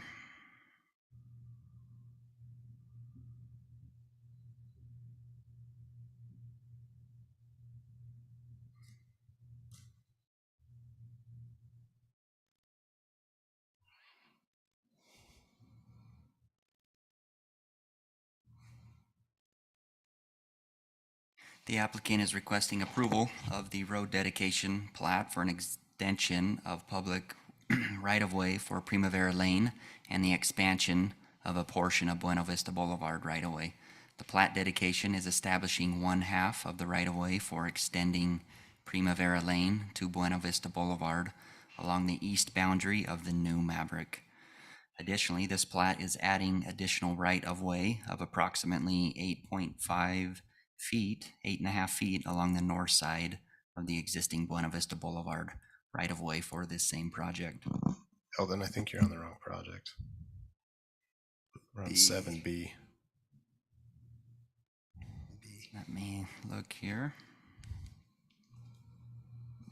We do appreciate you filling in. We do. Recognize that there was Public Works that dropped the ball, so we recognize that. I appreciate you, Eldon, stepping in on this. 7B? Yeah, it'd be 7B. 7B. Right of way for Dal and Emily Hills. Thank you. You will hear that report here shortly that I was reading. I apologize about that. Not a problem. The applicant is requesting approval of the road right-of-way vacation plat for a portion of 100 West Street located at the southwest corner of the intersection of 100 West and 100 South. The property is more particularly known as 121 West, 100 South. The plat is vacating approximately 11.25 feet along the west side of the existing 100 West Street right-of-way, which is adjacent to the property known as 121 West, 100 South. Similar right-of-way has been vacated in the past along the west side of 100 West Street in the 200 block. The Public Works Department has reviewed the plat and approves the survey with the condition that a 10-foot public utility easement be established, as well as the property owners agree not to contest the creation of any future paving or improvement district. Staff recommends that the City Council approve of the right-of-way vacation plat for a portion of 100 West Street location along the property known as 121 West, 100 South. Staff would also recommend the council consider vacating the right-of-way along the remaining parcels in this block of 100 West Street to keep a consistent right-of-way line through the block.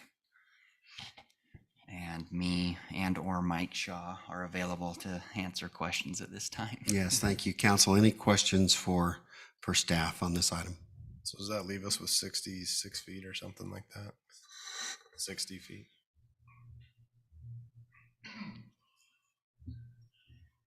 So, thank you, council. Many years ago, the council, we had a lot of these requests in the old part of town, and so the council made a decision that we would abandon back to only a 60, no less than a 60-foot in the old part of town. And a lot of those were 82.5-foot right-of-ways through that old part. So we've done a lot of these abandonments, and they're pretty typical for these. Just curiosity, are every people 6 just months or twice a wanting year. Because I know it's not fully improved that wide, so because that was I know one of the comments was the concern about us cutting down the road, but we're not cutting down the road, we're just getting rid of the property that was not being used by the city, and it's just extra If the wide. full improvements were done, and it's already been abandoned down. So usually these ones that we're abandoning, and they don't have the full improvements on them.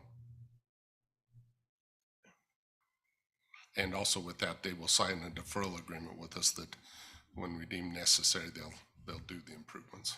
And they pay for those, their portion? Yes.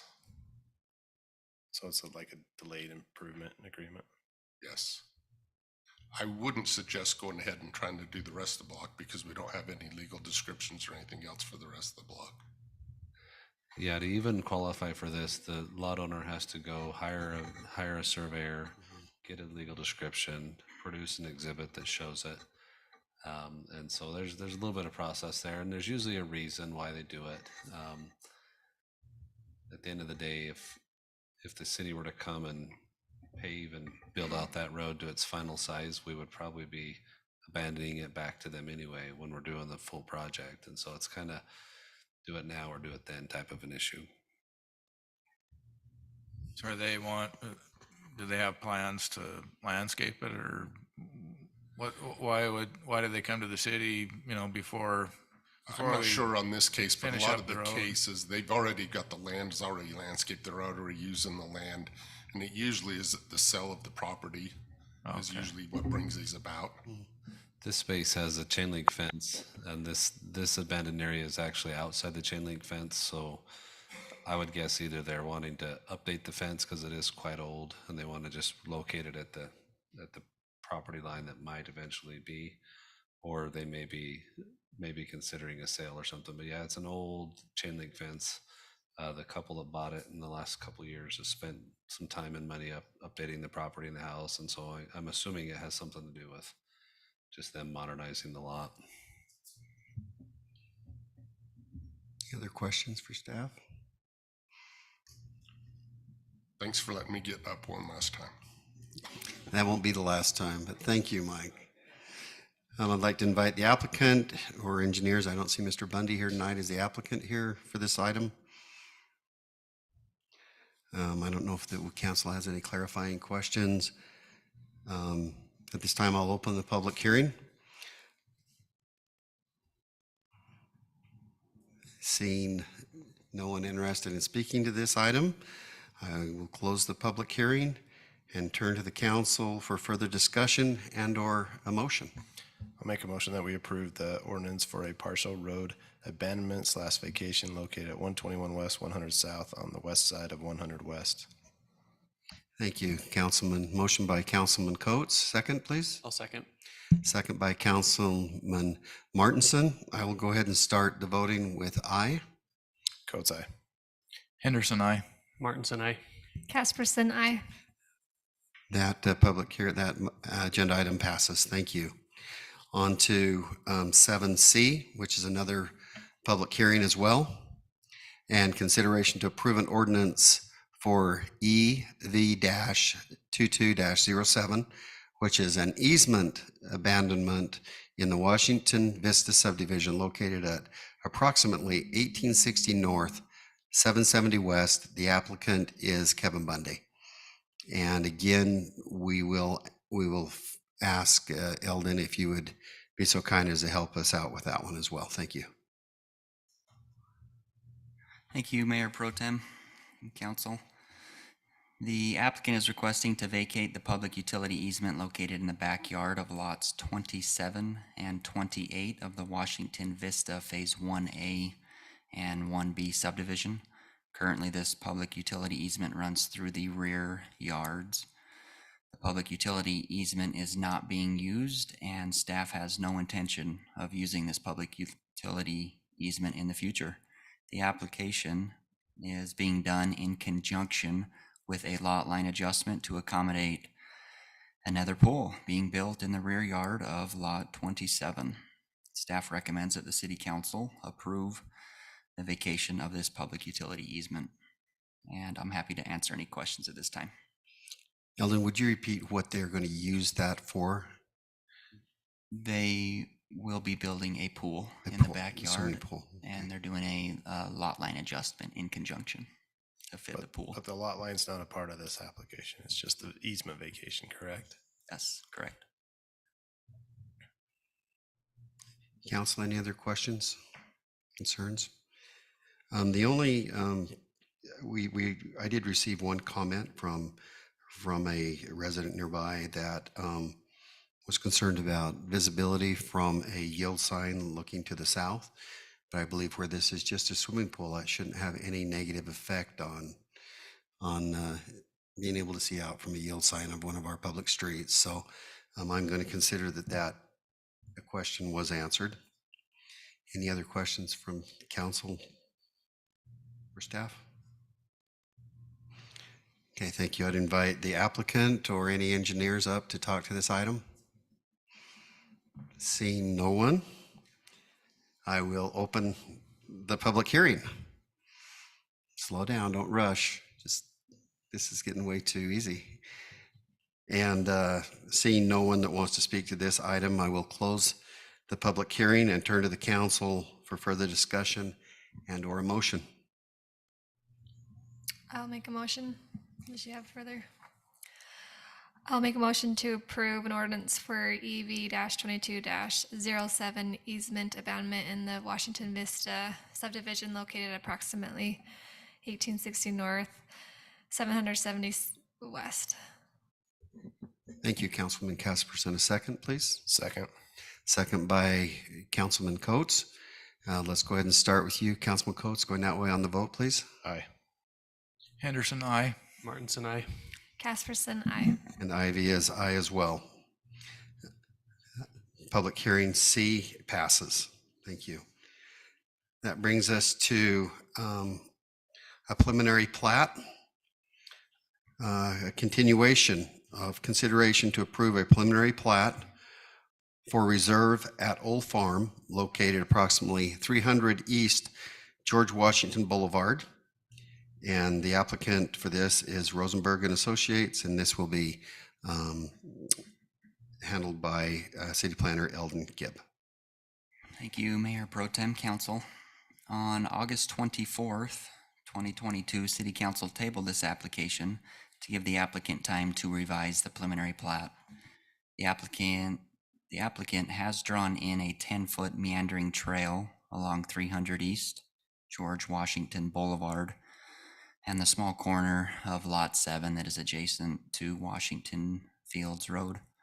The trail adjacent to George Washington Boulevard and 300 East will be installed in place of the 5-foot sidewalk.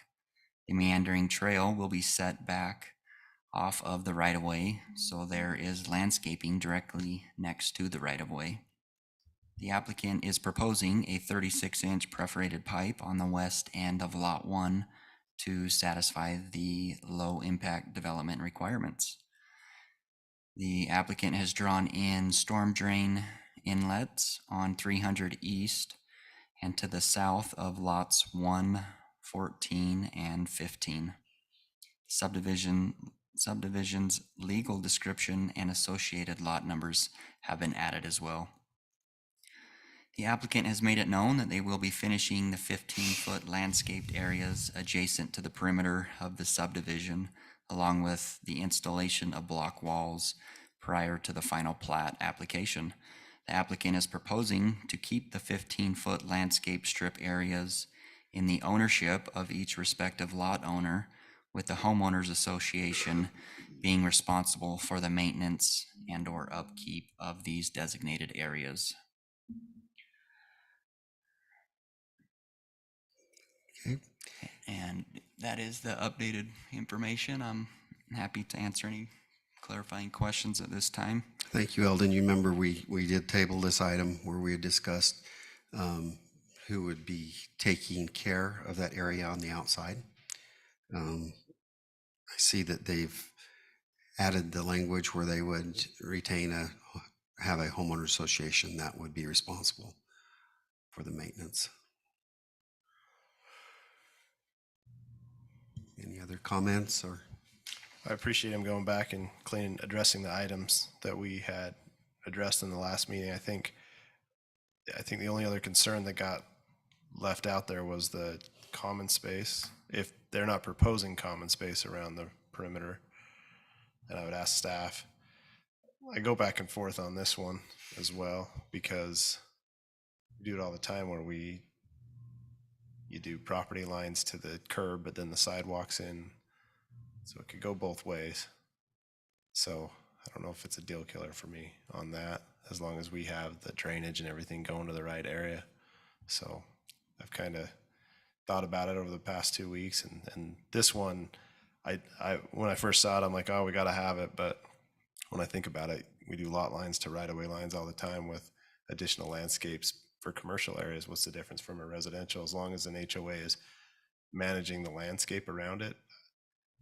I mean, I think me as a resident, I wouldn't want to buy that property, but that's between them and their residents, not us. So the only thing I thought, great comments, Councilman Coates. The only thing that I thought is maybe where it might be helpful just to make a condition of approval that the HOA is mentioned in a condition, just that it's easier to maybe manage and to follow if that was a condition.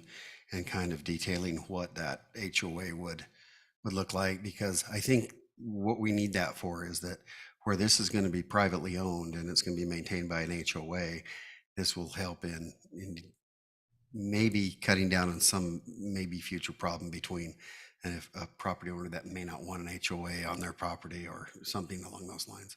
I think those are great comments. I think the concern, and maybe Council Sigmiller can help me with this, is that they can disband that HOA anytime they want. So even if we put a condition, they could go disband it. And so I just, that's the tough thing about it being like a commercial. It's an entity, right? Typically it's one entity that's taking care of that stuff. This is going to be 36 different people that have a voice on that HOA board that they could take it away. So that's why I said I went back and forth, but I don't know. Those are just my thoughts. I agree.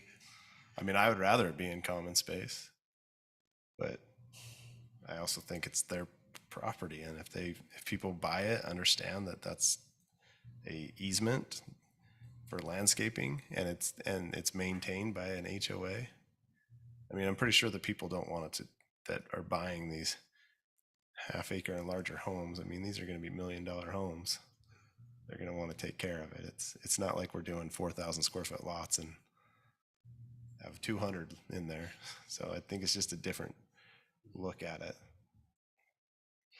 That's a good point. I guess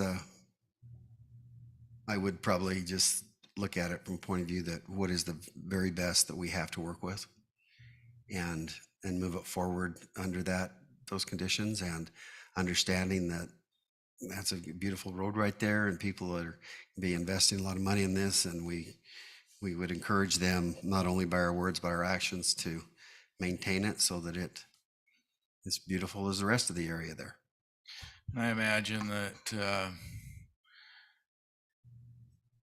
sometimes stuff happens in real estate, and maybe one of these lots goes into foreclosure or something. I imagine in a beautiful subdivision like this, the neighbors will step in for a few months and keep it up and maintain it until the property changes hands. So, but wouldn't the perimeter landscaping, it's got to be on a separate meter, right?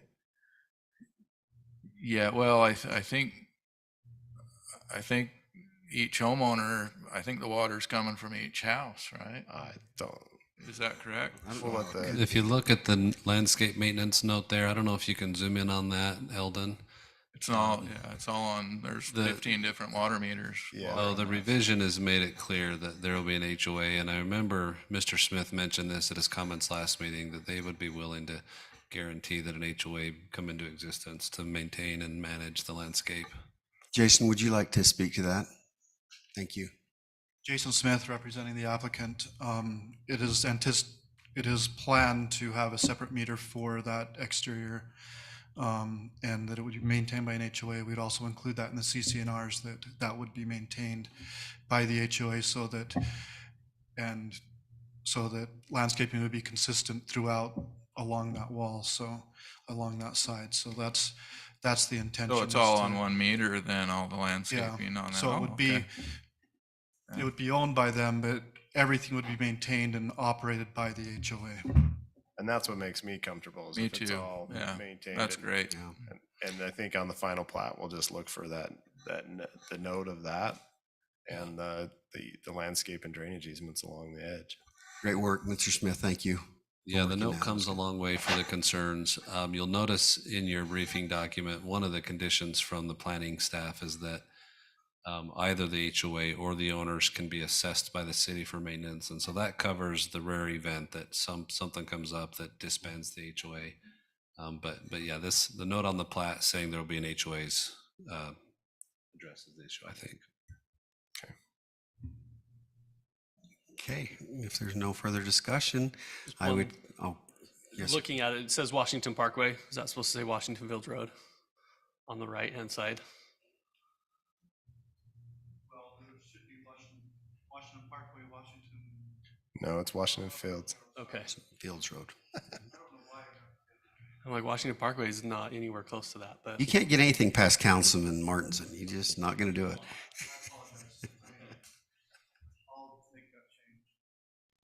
Just get it right on the final plat. Okay. With that, I'm ready to make a motion, Mayor Pro Tem, if you're Please. ready.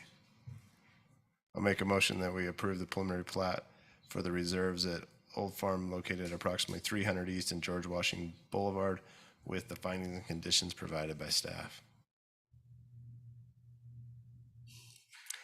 You've got a motion by Councilman Coates. Second? I'll second that. Second by Councilman Henderson. Let's go ahead and start the voting with Councilman Henderson.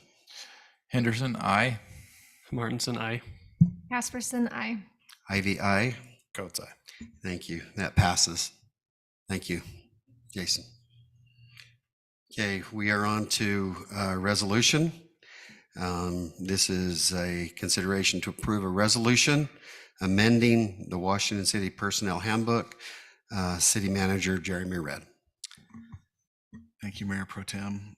I think this goes along with what we talked about in our last workshop meeting a couple of weeks ago, but this is the resolution to make the updates that we discussed to the Personnel Policy Manual. There have been no changes since we had that discussion, but I would be interested in any comments or questions that you have related to this. I think you did a good job, Jeremy. Appreciate you bringing this forward and getting us up to date and keeping our employees and understanding where they stand. So I appreciate it. It's taken a long time, and I would say, Ruth Holyoke has had a lot to do with this, and all of our department heads have had some input and reviewed it. So it's going to serve us well for a while. One thing that I've noticed, not just tonight, but in recent council meetings, is how proactive our staff is being in getting us current. Because there's a lot of movement in place when you have 700 bills every legislative session, and cities always seem like they're trying to play catch up. But I too want to compliment that. I think it's great work in being proactive and simplifying processes. Is that it? That's all I have. Sure. Okay, let's go ahead and move on to report of There could be an action item if the I'm council sorry. so chooses. Oh, I'm sorry. Mayor Pro Tem, I'll make Consideration to approve. Thank you. I'll make a motion that we approve the resolution amending the Washington City Personal Handbook. Okay, a motion by Councilman Coates. Looking for a second. Second. Second by Councilman Martinson. Councilwoman Casperson, will you start the voting, please? Casperson, aye. Ivy, aye. Coates, aye. Henderson, aye. Martinson, aye. Okay, that resolution passes as well. That brings us to number 10, the report of officers from their assigned committees. For those that might be listening in, the council, through assignment of our good mayor, is assigned different committees and boards. And this is a time when council members can report to the city and to staff and fellow council members regarding their assignments. Councilman Martinson, if you'd like to begin. I actually do have something to report today. We started youth council back. The meetings are back. They're happening again. First and third Wednesdays of the month. We had our retreat just a couple of weeks ago. It was fabulous, where we elected new executive council, and every youth council member now has a position. So it's running smoothly. We had our first meeting last week, and the new mayor, Sydney Beecher, is doing a wonderful job. And she just needs to learn to speak up, and we're trying to work. She just speaks really quietly, and we don't have microphones, so she can't. So she's just got to speak up a little bit, and she'll get there. All right. And Christensen, the previous mayor of the youth council, has stayed on as a mentor. Just as an FYI, something that Carmen is doing differently this year is she has assigned each of the youth council to a mentor, whether it be the chief of police, whether it be Chief Evans, whether it be a city council member or the mayor. So those youth council members will be reaching out to each of you, because each of you were assigned a mentor. I'm not sure if Carmen got a hold of you for that, but you will have a youth council member reaching out to you. She has my number. Mentor. Like they'll mentor us, because that's what we It'll need. go both ways. Okay. You will have one reach out to you as well. They can show me TikTok and how all that works. Okay.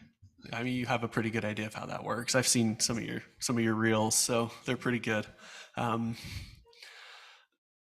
Yeah, and they were supposed to participate in the rodeo this weekend in the parade, but with all of the activities that they all have going on. There's mountain bike races, there's cello concerts, there's HOSA, there's 100 different things going on this weekend. So they will not be participating in that, but they will have the opportunity to participate in upcoming events. So Great, thank you.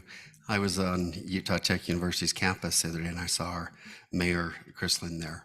And I just thought about when she came in and the leadership qualities that she's developed and how that's going to serve her well at university. So that's great work. Thank you. and if anybody ever wants to see her, she works at Red Robin. So Go get a hamburger. Great, thank you. Councilman Henderson? Thank you. So one of my assignments is on the Economic Development Committee, and just want to give a shout out to Rusty, our economic developer, and she does a great job. She's always on top of her game and keeping us informed on everything. So shout out to her. Also, the Planning Commission is one of my assignments, and I'm always very impressed with them because they're very thorough about going about looking at the different things that come before them, and I really appreciate them for that. And then Thad and I are both excited because we have a shade tree committee meeting coming up, and that's one of our favorite assignments, and we always get a delicious lunch, and it's pretty awesome. Just you two that hang out and go to lunch? Is that what's going on here? We just talk about trees. By the way, fall is a great time to plant your shade trees. I'm just wondering why I don't get invited to these parties. It's pretty awesome. Good company, good food. You're missing out. Is that food plant-based type? Yeah. Yep. Great. And a little meat. Yeah. Thank you. Appreciate your work there. Councilman Coates. Yeah, so just a little update on the solid waste district. We've been, as I think you know, we've been applying for funds to try to get some CIB funding for the upgrade at the landfill. We met the 1st of September. We had a meeting to go meet with the CIB board. I went up there and met with that board. They put us on I'm trying to think of the word, sorry. We didn't get approved to go forward. We got to a potential. We weren't a priority, but we were a potential priority. So we have another meeting in October that we have to ask. They basically said, we don't have enough money. So you need to come up with a more phased approach. And there was some more higher needs than us. And of course, we're not a high contributing fund because their funds come from the east side of the state that generate lots of funds. And so they don't really they won't give us the kind of, they won't give us grants typically, they give us loans. And we're looking for a loan, and we're looking for 2.5% interest on that loan for 30 years. And that's the highest percent that they have. And we always pay that. Other counties or other cities on the east side of the state, they get like grants for free money, and so they really help those because they don't have high revenue from their counties. And so they like to help us, but in all the years they've been working, they've only given Washington County $12 million, and we were asking for 15. So they're like, well, maybe come back and give us a more phased approach. And they wanted to help. It was just more, I got the feeling they wanted to help. They didn't, but it was just like, hey, we just don't have the funds because right now we're 16 million in the hole from all the applications we received this round. So at least we move forward. We have that meeting, and then we'll probably have a phased approach and not get everything we want, but we'll get started. So, and then as far as the power board, I know that Rick's been working on some of the handbooks and policies that go with the power, and so he'll be presenting those to the council somewhat shortly after the power board has had a chance to work through those. Thank you, Councilman Coates. Councilman Coates also serves as the chair of the Solid Waste Board. Does a great job there representing our city. Appreciate that. And for my assigned committees, the one thing I want to mention is the Art Gala. That'll be held in Brio Clubhouse on September 24th in Brio from 6 to 8. Please put that in your calendar, save the date and time. This has been exciting bringing this forward and getting to know some of our local artists and some of our regional art interests. So please put that in your calendar. We did have Legislative Policy Committee last Monday, and they're still working on many of the working groups. I'd like to mention Jordan Hess is on the overnight rental subcommittee working group, and I work on the water group and land use task force. And these things take a lot of time, but they're very important. And I send out a survey, and if you have time to fill out the survey and bring it back to me, then I'll take forward what you see as our legislative priorities, and if not, then I'll just kind of wing it with what I feel is most important. But next meeting for legislative policy is in October, and that is when they start defining the bills that are coming forward and what we need to be aware of. And when within the League of Cities and Towns, they identify those bills and how they affect or could possibly affect municipalities. And so we're looking forward to that. Jordan and I are planning to be in-house for that in October. And then there's one again in November, December, and then starting in the middle of January, it will run throughout the complete legislative session. So that's all I have. Councilwoman Casperson. Well, there's some great events coming up with the Washington Area Chamber of Commerce. One that is coming up this month is September 28th. They're going to have another movie and music night at Veterans Park. And then It was really fun for those who came last time, and I know some of you did. It was a good event. I hope it gains traction. It was a really fun family event. I think I'm glad that you- September's movie at the park, I think Governor Cox appeared. It might have been because of an election cycle, but we should see if he'll make that a tradition. Did you say the 28th? Yes. That's a Wednesday, right? It's Wednesday, Yes. 2 weeks from tonight. It's when we have our city council meeting. So we'll have to make it quick so we can get out there. Just kidding.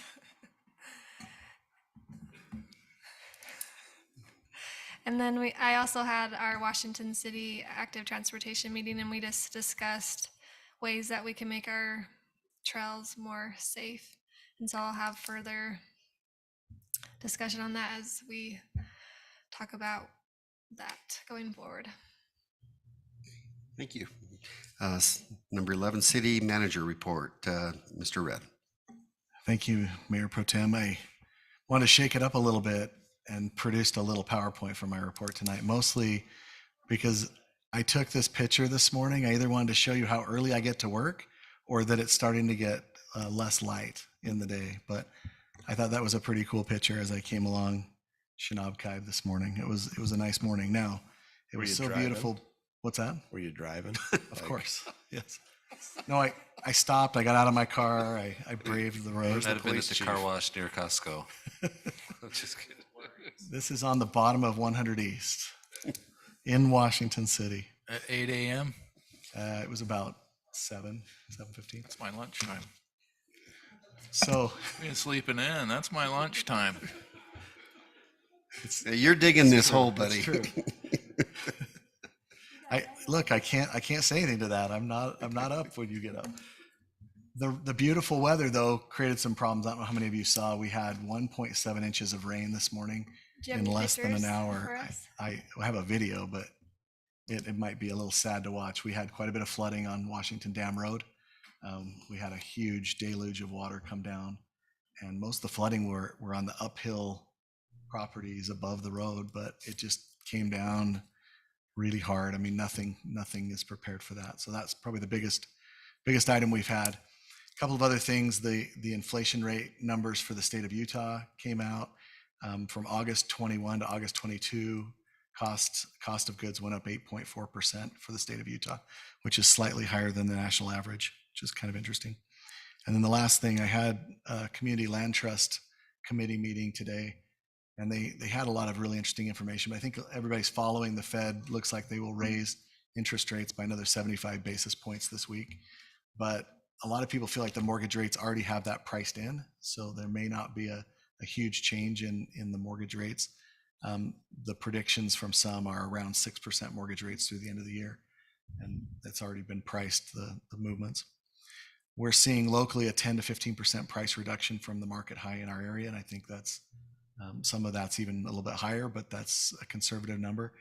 And interestingly enough, the MLS listings for residential properties, there are over 1,600 properties on the listing now, but a lot of that comes from the new construction that was not on the MLS to start with. They weren't even putting them up there because they were all sold long before they ever needed to market them. And so a lot of this, we're seeing a similar number of homes sold, but a lot more homes on the market, meaning we're getting back to a point where you actually build the house first and then market it and sell it, which is kind of interesting. And that comes to the next bullet point.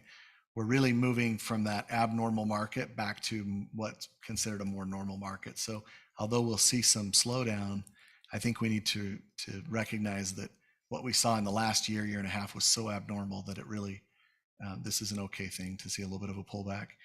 And, they're predicting a correction, not a crash. I don't know who they are, but I keep referencing but that's what we're hoping for. We're really hoping to see a correction in our market, but not a crash like we saw in 2008. So that was information from the Community Land Trust Committee meeting.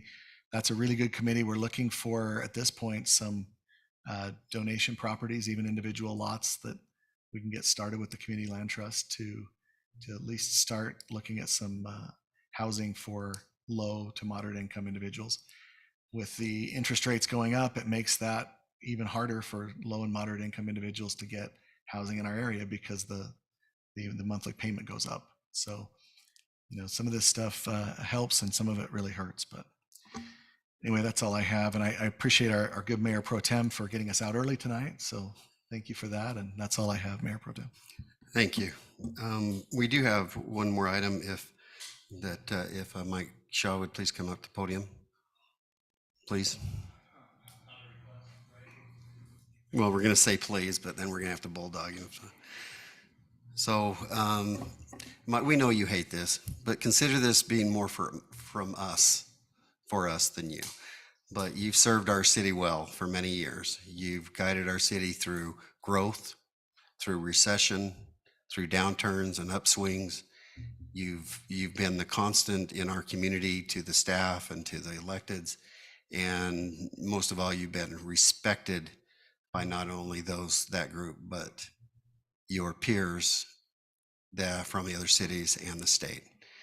And I just want to take this opportunity to share my appreciation for you, not only for your professionalism and the person you are, but our friendship.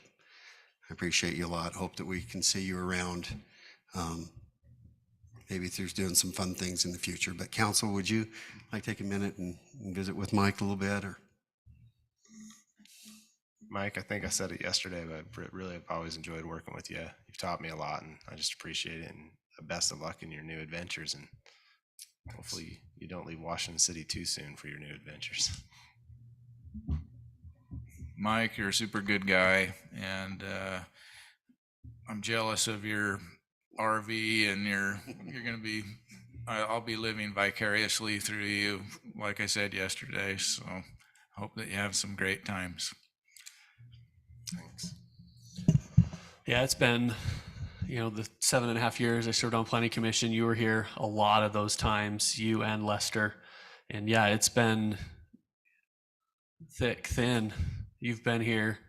You've supported, Planning Commission. You supported City Council. You support the community.